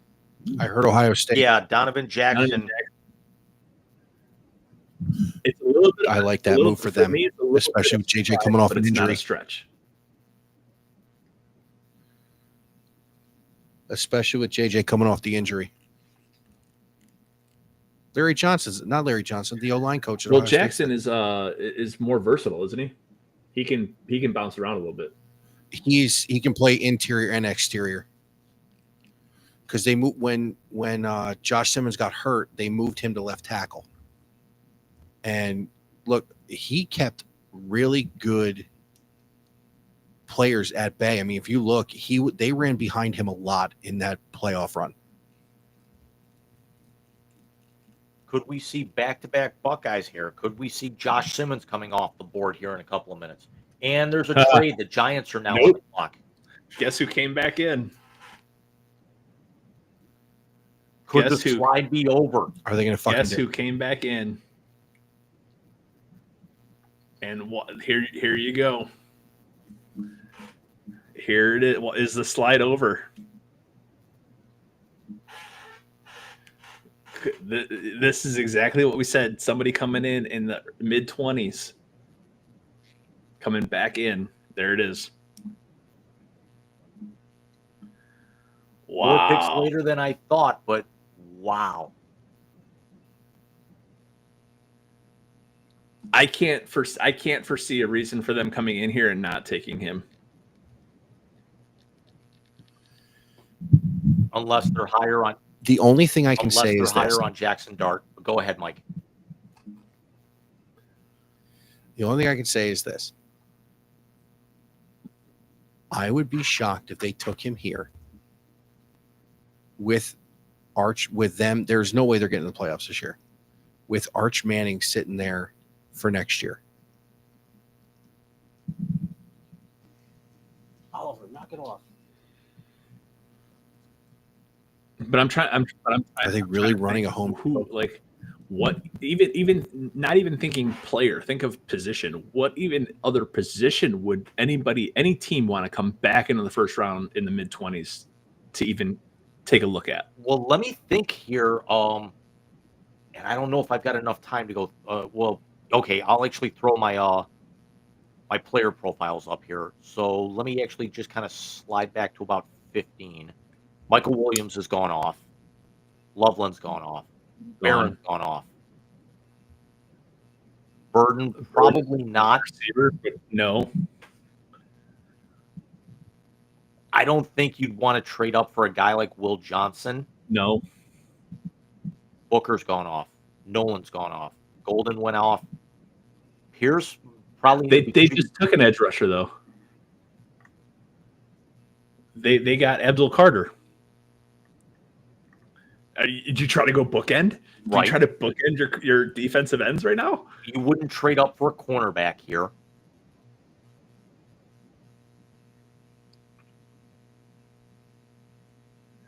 Or or unless they have their sights on, See- or right. See, a lot of these guys are guys that would be back end of the first round or very early day 2 guys that haven't been taken yet. So you've got to think it's got to be them coming up for that. And could we also think that they're doing this for TV, that they know what the pick is and they go to commercial and now they know that the pick is in to basically build up the drama? Because outside of Jackson Dart or Shedeur, I don't think the Giants have any reason to come up. So here it is. The Giants receive the 25th overall, and Houston gets their second round pick, which is 34 tomorrow. A third round pick tomorrow is in 99, and a 2026 third. So again, it's Houston fleecing someone else and stockpiling a whole bunch of top round picks. Yeah. Unless the Giants just had their sights on somebody that they didn't think was going to get there at 34. Yeah. And now Shedeur is still all smiles, but I don't see him like high-fiving or hugging someone, so I still don't know if they know yet. And if you're Shedeur right now, with the money that you have and knowing that you're going to get picked by someone, do you really care? Yeah. I mean, other guys might be at home, thinking, oh, I didn't get picked today. It's the end of the world for me. He could, because of who he is, do you honestly, and I say this with as much respect as possible, do you honestly think he gives a shit right now if he goes tonight or not? Well, every team, outside of the Giants, every team that's left is a playoff team. Right. Rams aren't going to go quarterback. Baltimore, Detroit, Washington, Buffalo, Kansas City, Philadelphia all have quarterbacks, and they're all pro caliber. Why won't the Rams go quarterback? He's 106. I was just about to say, why would the Ravens not go Lamar Jackson? Lamar Jackson is not going to be able to play the way he does for the next 3 or 4 years. He maybe has another year or 2 left. Yeah, but if you're going to try to replace him with someone that you're going to want to put in the same skill set, you're going to want to put someone who's similar in size. Sanders is not that. I agree. Okay, I agree there. They're not the same skill set. They're going to pigeonhole him to make sure that he is. Shedeur's a pocket passer.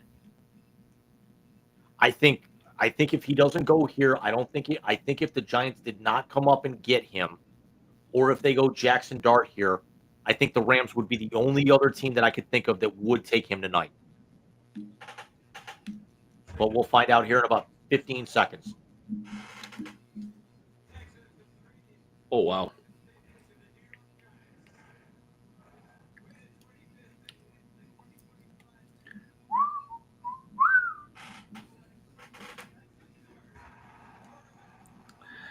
Wow. Jackson Dart. That's very surprising. Wow.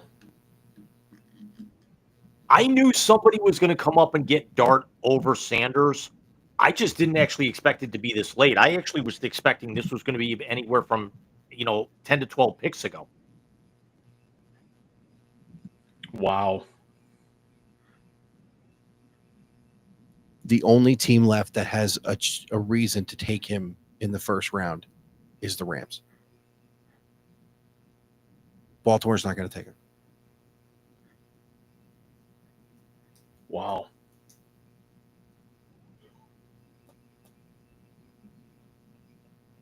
Although there's part of me that thinks Jackson Dart to Malik Neighbors could be very fun next year, even though they're going to be dog shit.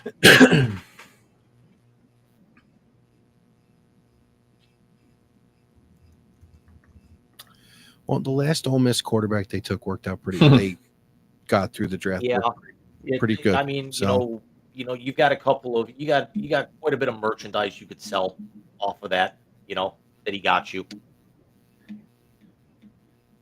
That didn't end up in third world countries. I'll just say that. Nice.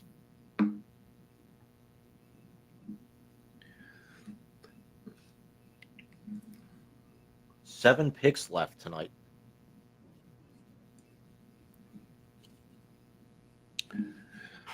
What? Okay, I'm sorry, Jackson. Your mom. Trade. Atlanta came back in. Another Atlanta trade. came back in. And we know they're not going quarterback. Atlanta just traded with the Rams. What the fuck is going on? Wow, this is crazy. And you guys you were like, oh, nothing happens in the back end. This is nuts. You know why? Because all these Super Bowl contenders are like, you know what? We're good. Yeah.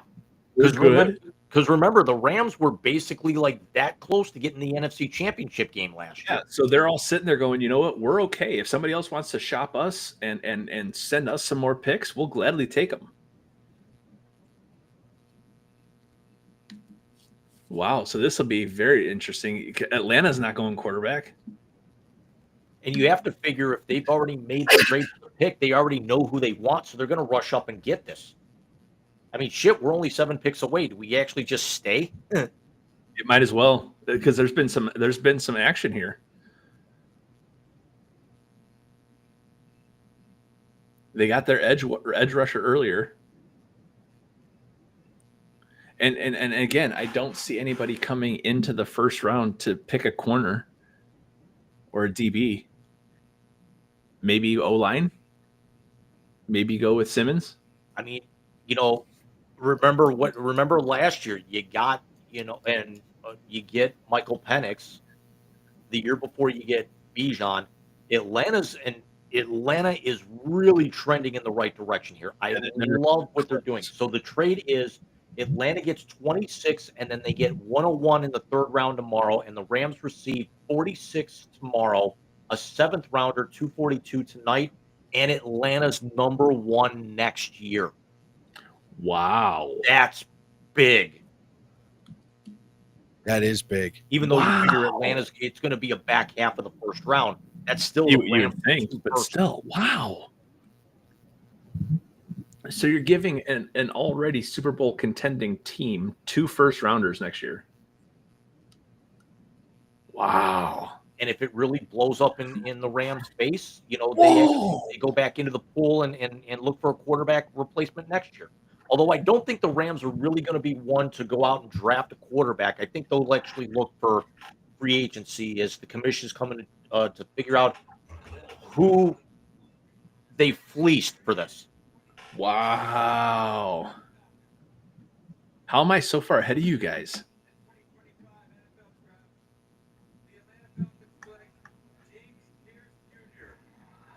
So they just went out and got their bookends.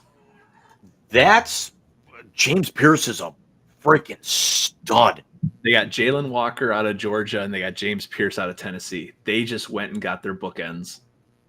Wow. That's insanity.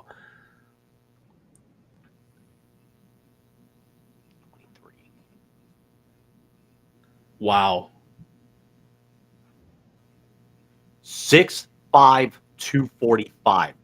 That's Miles right there. Jesus. That's Garrett right there. And first team All SEC in the best conference in college football. Wow. I said Golden might be the steal. Atlanta getting James Pierce Jr. here, I think might be the best move of the first round. Even though you had to give up a lot to get him, this is a guy who could be the cornerstone of your defensive front 7 for the next easily 6-7 years. Yeah. No, you're right, McDonald's. Lamar Jackson ain't going anywhere, but at the same time, he's nearing the end. He's nearing the end of his as I just saw his. But you're right. He's not going anywhere. I'm not talking about him going anywhere. I'm talking about he's nearing the end of his career, especially if he keeps playing the way he's playing. He's not going to last forever.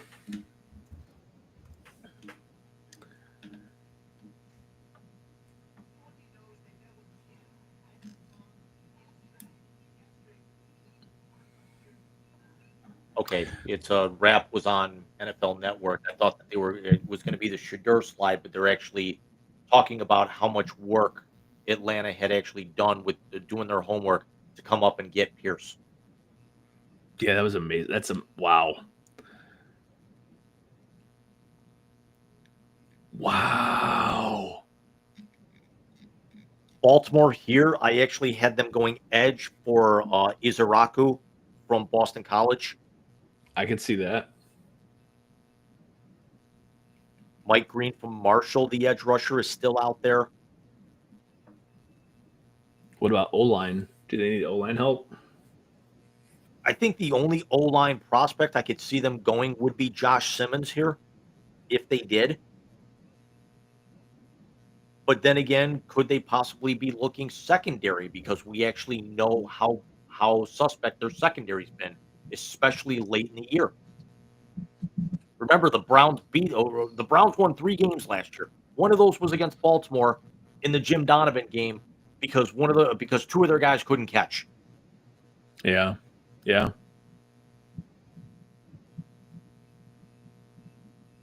I don't care what the sun has to do with anything. Yeah, boys, I think I'm going to hop off after Baltimore.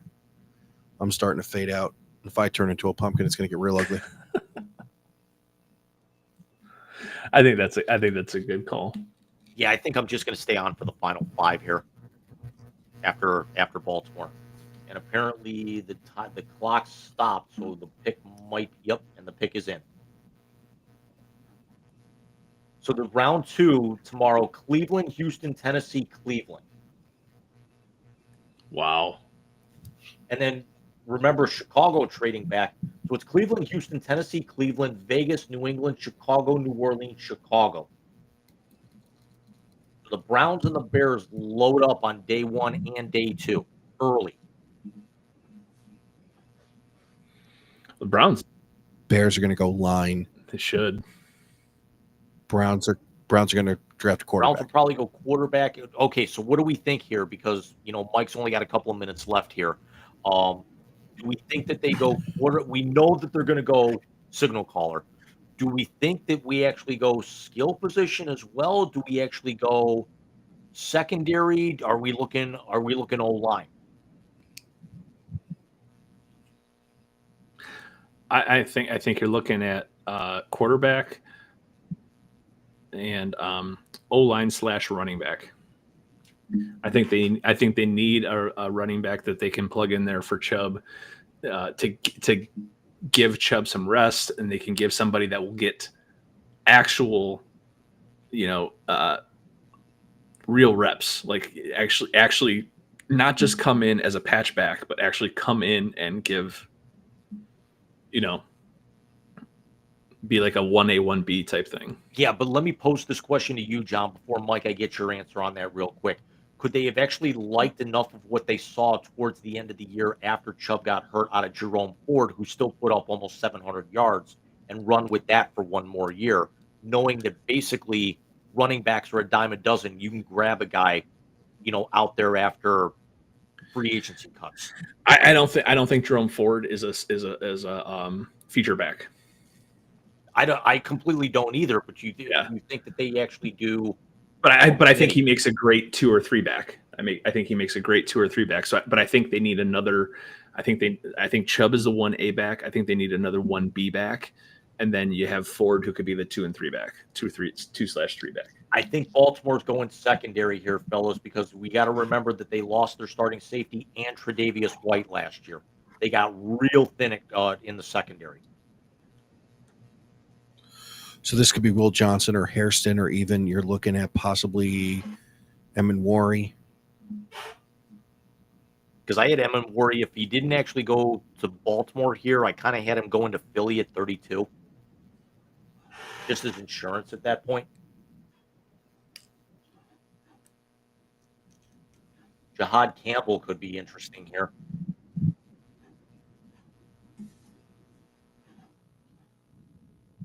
Will Johnson.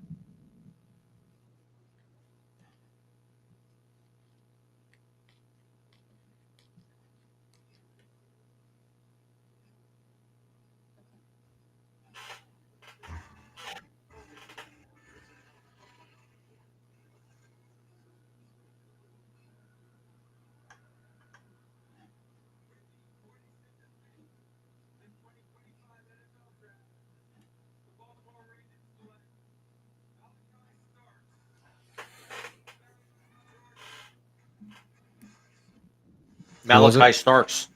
Safety out of Georgia.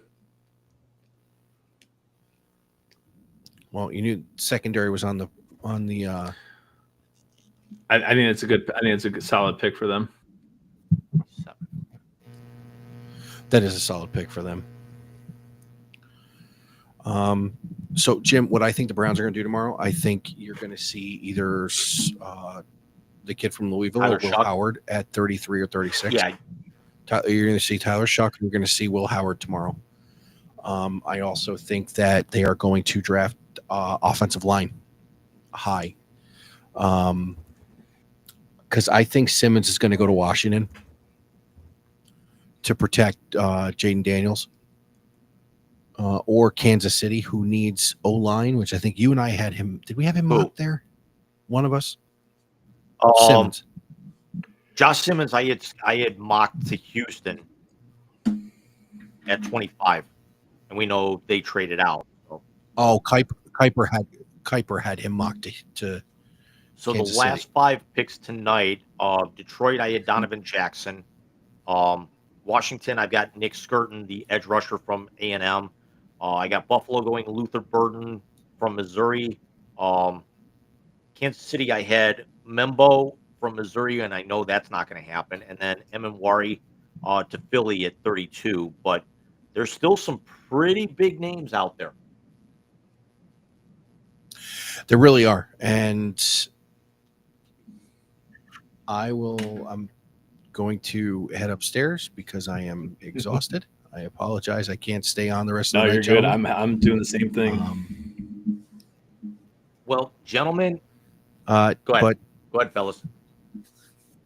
I would say let's tease our next episode, James, while I'm still here. It will not be till Sunday, May 4th.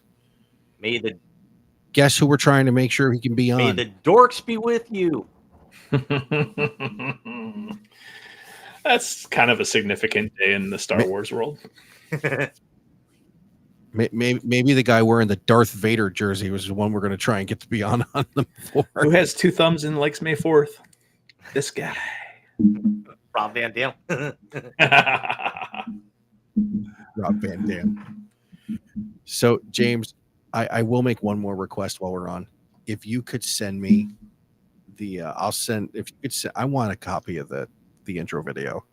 Yeah, it's like send that to me, please. 35 megs, so I'm going to try and actually see if I can send it through Messenger first thing tomorrow morning. That'll work. John, thanks for coming on, dude. This was so much fun. I truly enjoy this. I really do. I hope one day we can figure out the co-streaming thing and broadcast to multiple channels and 3 more years we will start blowing this up. 3 more years. 3 more years. All right, gentlemen, I'm heading to bed. Thank you so much for tonight. Congratulations to all the draft picks. Alex, if you watch this on the back end, please stay away from bridges. I'm sorry. It's not worth it. Everyone have yourself, gentlemen, have yourself a great night. Again, since there's only 5 picks left, I'm just going to stay on. I mean, hell, it's not like I have that far to go. And it's going to be a slow day at work tomorrow, but yeah, I'm kind of interested to see how this thing's going to end up, and we will. So probably the 3 of us will certainly be sometime in the next couple of days, especially with what's going to happen before sundown tomorrow. Yeah. All right, gentlemen. Peace out, and may the sports see you be with guys. you guys. Adios, fellas. Good night. Thank you. Good night, guys.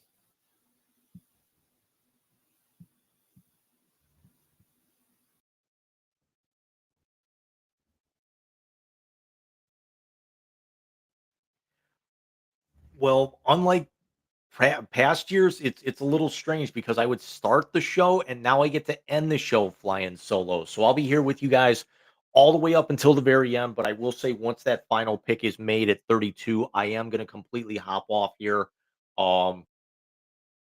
There's a very, very slight chance I might jump on solo for the first maybe half hour, 40 minutes tomorrow of the first round and do kind of an impromptu show, mainly focused in on the Browns. But we'll actually see about that as the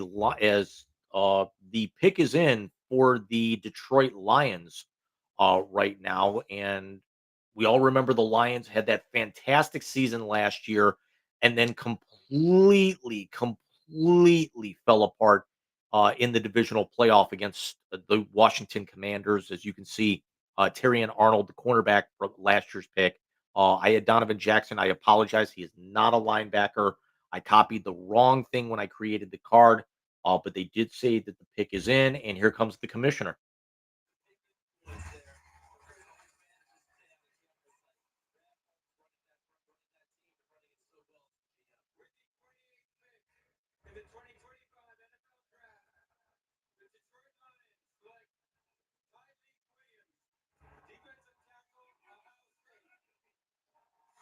Tyleek Williams, defensive tackle from Ohio State, who I did not even do a player profile tonight. They actually say quick hands, struggles to finish 6'2", 330, 334, a senior. Um, I was kind of expecting Detroit to go either linebacker or secondary. I did not expect them to go front four here. So this is a little bit of a surprise, even if they wanted to shore up the middle a little bit. But I thought that that was something that they might have addressed a little bit later on in their draft.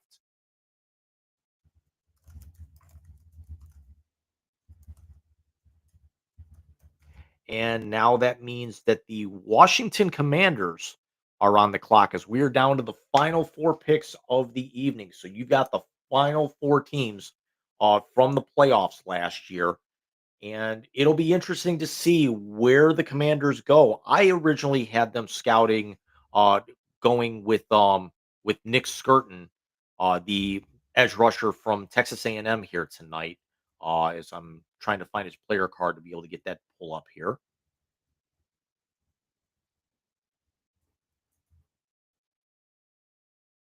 No, I have it. For some reason, it shuffled all these.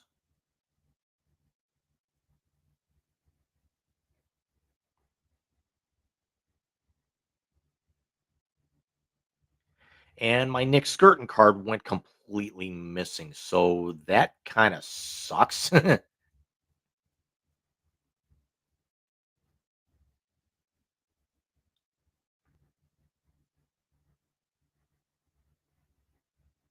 Oh well, moving on. So hopefully these last four go quick and I can get out of here with you guys. Thank you. Thank all of you guys for staying around.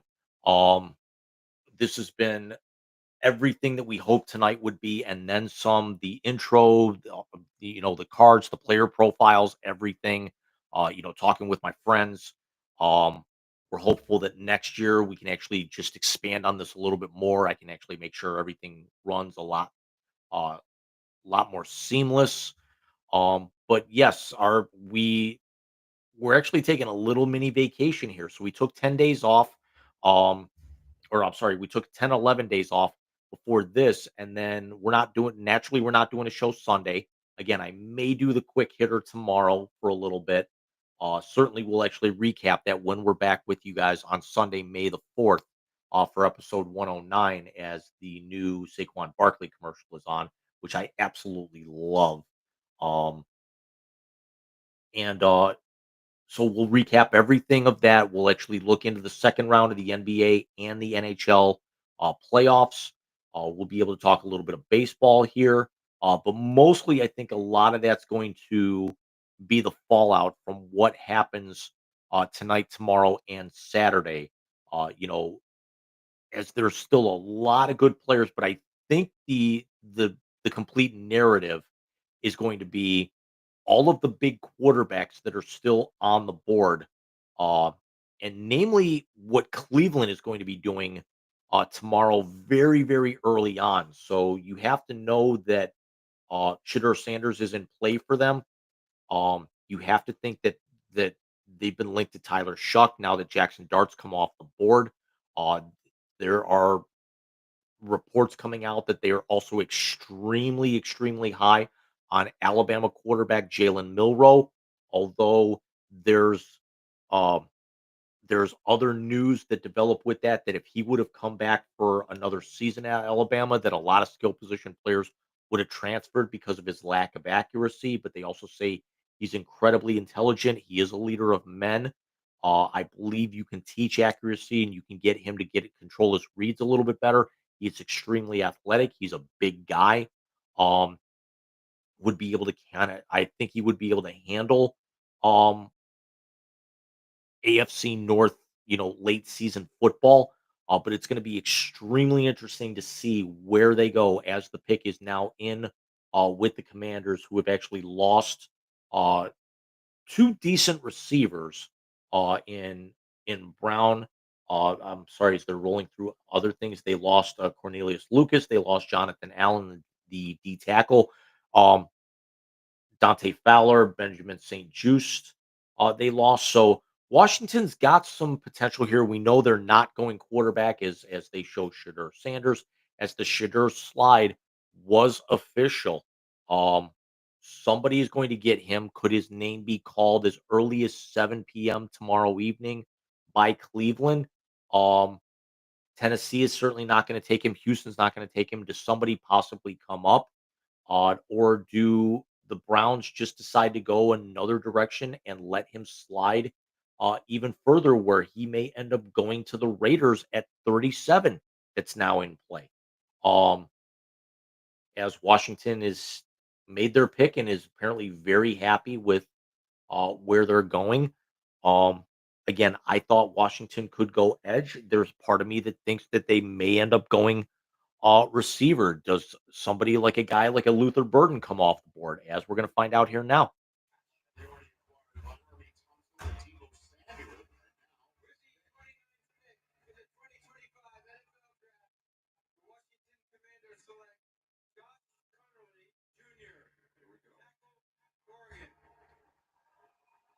Josh Connerly Jr., the tackle from Oregon, picked.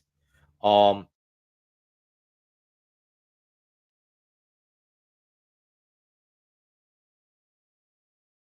and why is my Spectrum app threatening to close? Connerly, I believe I had him early in the second round. Um, I know I did scout him. I want to say I had him very, very back end of the first round. So this is falling right in line here. Um, but it's also uh, a very, very good pick for them, for the Commanders, because the Commanders really don't need very much. I think they are very, very close uh, towards. I don't think that they're that far off. I don't think last year was that big of a fluke for them. Um, getting up there. Um, and Connerly, they actually said he was a 2013 All Pac-12 honorable mention. He's also large enough and has decent hands, and he's tall enough to where he also has played a little bit of tight end. In Dan Campbell's, not Dan Campbell. Um, I'm sorry, it's very late. Dan Lanning's system when he was in Eugene. So uh, Josh Connerly Jr. moves out. Uh, again, good pick. Congratulations to him.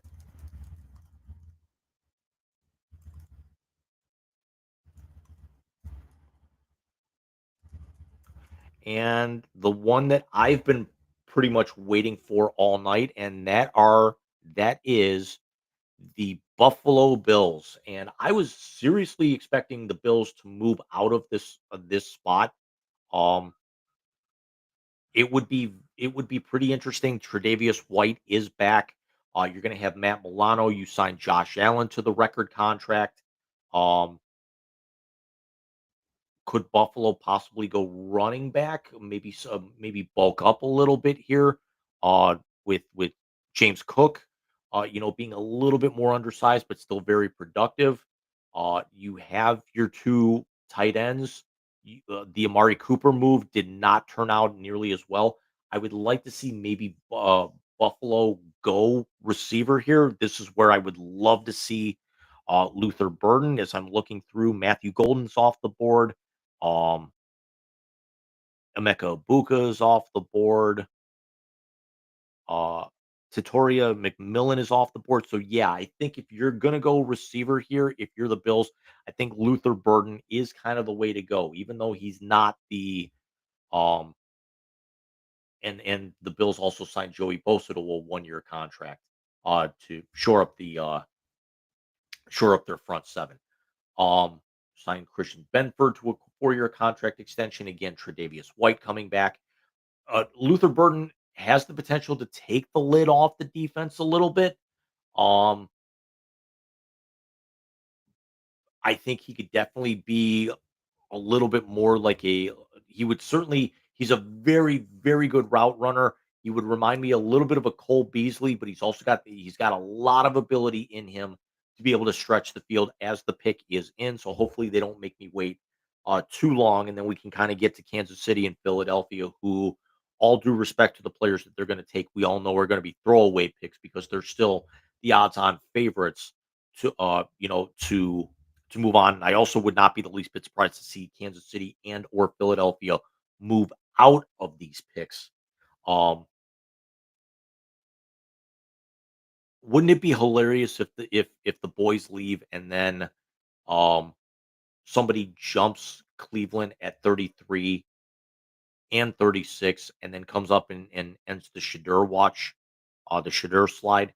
Come on, commissioner, let's get out there. Let's actually see who we're getting for the Bills Mafia.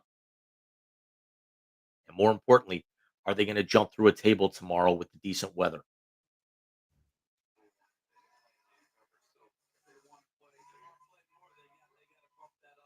The Bills also added Larry Ogunjobi, former Cleveland Brown. So Buffalo has filled a lot of big holes. Signed linebacker Michael Holt, cornerback Dane Jackson. So they've got a lot of needs that they filled with some decent talent here. So this is where I think Buffalo could entirely be on the hook. You might almost be obligated to go out and get a skill position player, especially a receiver.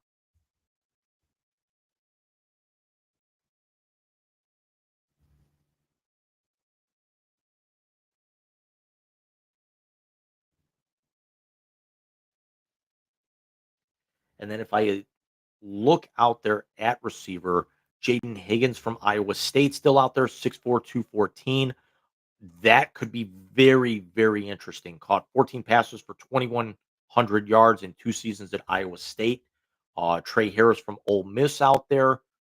He's 6'2", 205. Luther Burden, only 6 foot 206. Um, but big names out there in receiver. And this is where I think Buffalo could potentially reach for Trey Harris.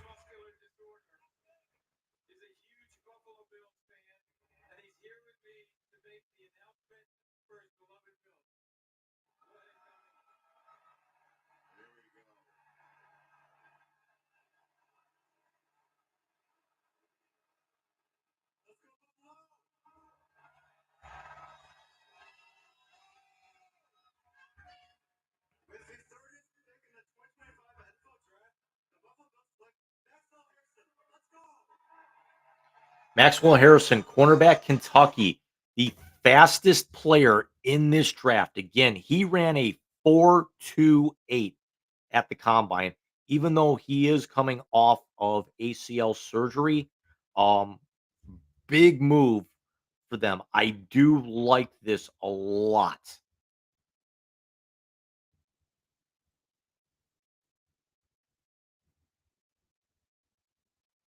Where'd he go?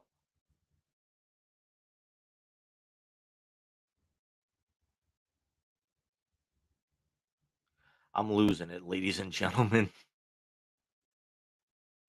I think he is going to fit in very nicely at Kentucky. 5'11", 183, a junior, two-time second team All SEC, 89 tackles in his career. You had to know something like that was coming with rocking the Kentucky suit, but it's you know that Kentucky blue is almost identical to the shade of blue that the Bills wear. I think with him, naturally, Damar Hamlin. Tre'Davious White. I think that Maxwell Harrison is going to fit in very, very nicely at Kentucky. And he tore that ACL very early in the season. I want to say maybe only 5, 6 games in. So I want to say it was, I'm sorry, he did not tear the ACL. Somebody else high up in this, uh, another one of these high picks did. It was Siobhan Revel from East Carolina. That's my bad, and I apologize to Maxwell Hairston. But Hairston, um, he definitely does get separation as they're showing his highlights. Um, he has fantastic closing speed, and if he gets his hands on a football in an open field, there's nobody that's going to catch him, even on cold turf.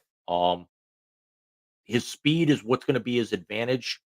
Uh, he's got very good, mechanics around the football. He could definitely get to the football from anywhere. Um, I would like to actually see what he can do in the division. But very very happy for Maxwell Harrison joining my Buffalo Bills at 30, and now we come to the Kansas City Chiefs. Great googly muggly.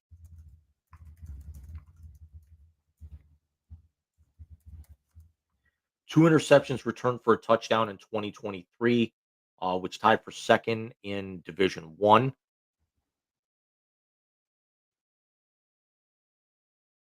The Chiefs, 15-2, won the AFC West, lost in the Super Bowl, got blown out in the Super Bowl, and remember they traded up with Buffalo last year to draft Xavier Worthy.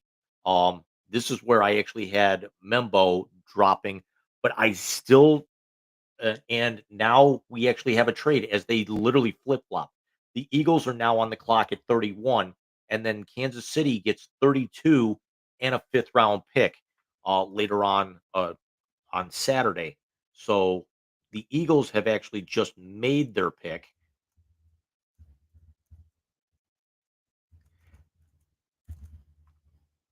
And that's a little strange to be able to see the two teams in the back end of the draft um, flopping like this as ironically enough, a Jason Kelsey commercial comes on.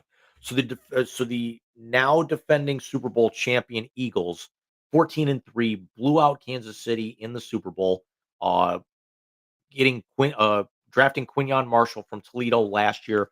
Um, Philly did not have a whole lot of problems last year, and this is where I think maybe a Nick Emenwari looks really nice because of their cornerback situation, as we all saw in the Super Bowl, worked out very well for them. And I think that they would actually like to have one more big bruiser in that secondary. Um, so if I'm going over best overall player, Will Johnson, the stud out of Michigan, is somehow, some way still on the board. Jahad Campbell, the stud from Alabama, the linebacker, is still out there. Mike Green, the edge rusher from Marshall, is out there. Nick Emenwari, still out there. Donovan Izaraku from Boston College, still out there. Darius Alexander, the defensive tackle from Toledo, is still out there. Siobhan Revel, as we just discussed, is still out there. So I have a real distinct feeling that the Eagles are, when they come back from commercial, are going to end up going defense here. It's just all a matter of which way do they want to go. Do they want to go secondary? Do they want to go front four? Or even front seven? I'm predicting they might want to go secondary just to shore up, because remember they've got half of Georgia's front seven to begin with from Georgia's national championship runs a couple of years ago. As I kind of look at a couple of other things, the in the NBA, coming back to it as we're closing out tonight, the Knicks beat Detroit 118, 116. They now lead that series 2 games to 1. The Clippers are up by 20 over Denver in game 2 of that series. And then Memphis up by 12 now with about 3 minutes to go in the third over top overall seed Oklahoma City, that game on TNT. In the NHL, tonight we actually had Toronto take a 3-0 series lead against Ottawa with a 3-2 win in overtime. That's back-to-back overtime wins for the Leafs, looking to advance to the second round, uh, which is a very rare occurrence there. Florida, as we talked about earlier, shuts out Tampa Bay 2-0. They're up 2-0 in that series. And Minnesota is putting it on Vegas with 10:38 left to go. 4-1 Minnesota, looking to take a 2-1 lead in that series. And then the St. Louis Blues are up 3-0 on President's Trophy winning Winnipeg after two, looking to cut that lead in half. As we are now back and the pick is in um, for the Eagles. And come on, boys, let's actually get this done so I can actually get out of here because somehow, some way, it's getting muggier the later that it's getting, and I might need to charge my phone very soon. But we're inside the war room in Philadelphia. Everyone just kind of standing around. Everyone seems to be all smiles, but it doesn't really matter who they pick because they've got a championship. Um, so if you look at the Eagles, they've gone uh, defense, 5 consecutive first rounds. Quinion Mitchell, Cooper DeJean, Jalen Carter, Nolan Smith, Jordan Davis. You'd have to go back to 2022 and Cam Jurgens, who was a second round pick, the center. But I can't see why Philadelphia doesn't stay defense here just to be able to shore everything up. Offensive line would possibly be nice, but I think this is where you might actually see a run once you get past Cleveland at 33 tomorrow, that you might still see a little bit of a run on on defense as the commission's coming out to announce and probably get greeted by some boos here.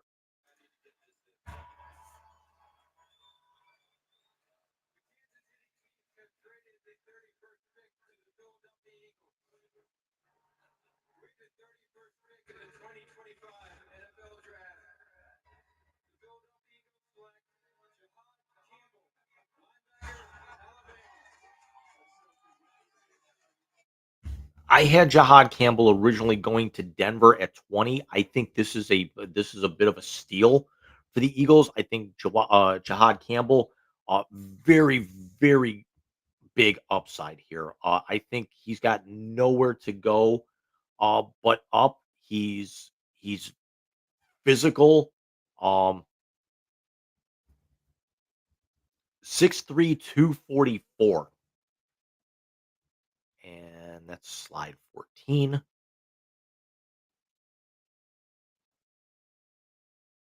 First team all SEC as a junior last year for the Tide. Um, but now we have actually come to the end of the evening where the Kansas City Chefs are now on the clock and will close out our coverage for the evening.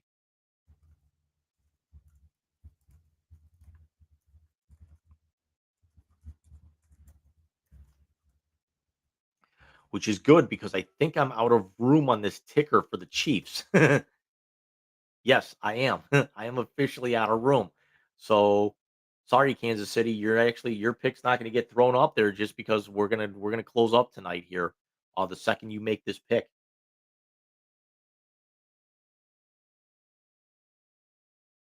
As Jihad really cannot believe his name is on the back of the jersey for the world champions. 6'2", 235, as we mentioned. Uh, he's got pass rush value compared to Edgerrin Cooper. He's got speed. He's got range. Um, very physical. Um, he definitely has some of the more um, explosive side to side movement of any of the linebackers here. He can come off the corner. He can delay and come up the middle. He's also typically a guy from some of the Alabama games that I saw this year. Um, that if he gets his hands on you, you're not getting away. So he's a very, very good prone tackler to where he does wrap up very, very well. But then again, that's kind of that's a bit of a staple for for Alabama linebackers and especially defensive players in the past few years. So Kansas City, come on, let's get a move on here. I'd still like to be able to get off before midnight so I can actually get to bed because I got a busy day tomorrow as well. Um, but again, the surprises tonight, Jackson Dart going off. What are we talking about tonight, Ian?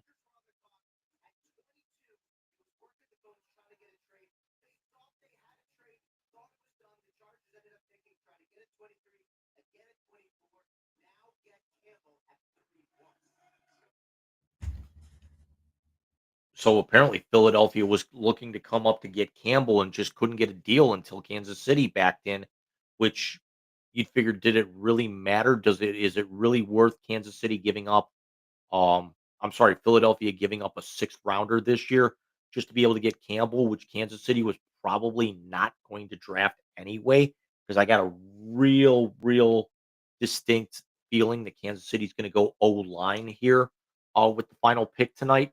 Um, man, the first 10, 12 picks of tomorrow are interesting. Cleveland, Houston, Tennessee, Cleveland again, Vegas, New England, Chicago, New Orleans, Chicago again, Jets, San Fran, Dallas, Indianapolis. Um, I could definitely see New Orleans. Uh, 3, 3, 4, 3, 5, 3, 6, 3, 7, 3, 8, 3, 9. I could see New Orleans at 40 going with a quarterback, possibly Tyler Shuck if they really wanted to go that way. Um, the Browns are certainly going to go either Shuck, Shadur Sanders. Um, I can't believe I'm actually thinking that Will Howard could be in the equation. There's no reason that he should be picked um, in the second round tomorrow. Maybe in the third by somebody. I think somebody's going to reach for him as the final pick is in for this evening.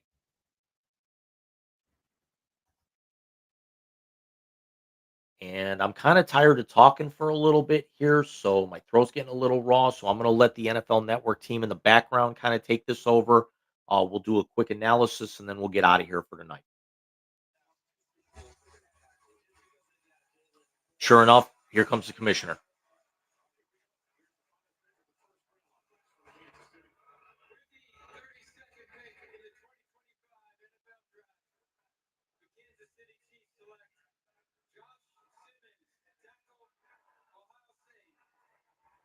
There you go. Josh Simmons from the Ohio State. He's going to Kansas City to protect Patrick Mahomes. 27.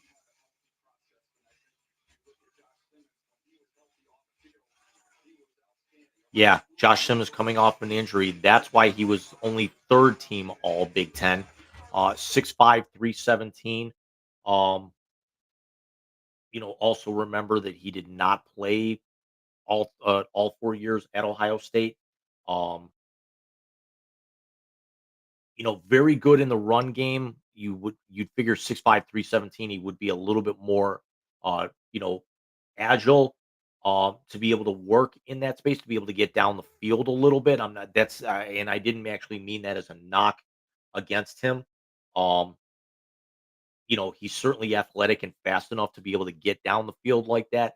Um, I think that actually could work, but Kansas City's got to establish a little bit more of a run game next year, as we all know that that's really not the type of team that they are.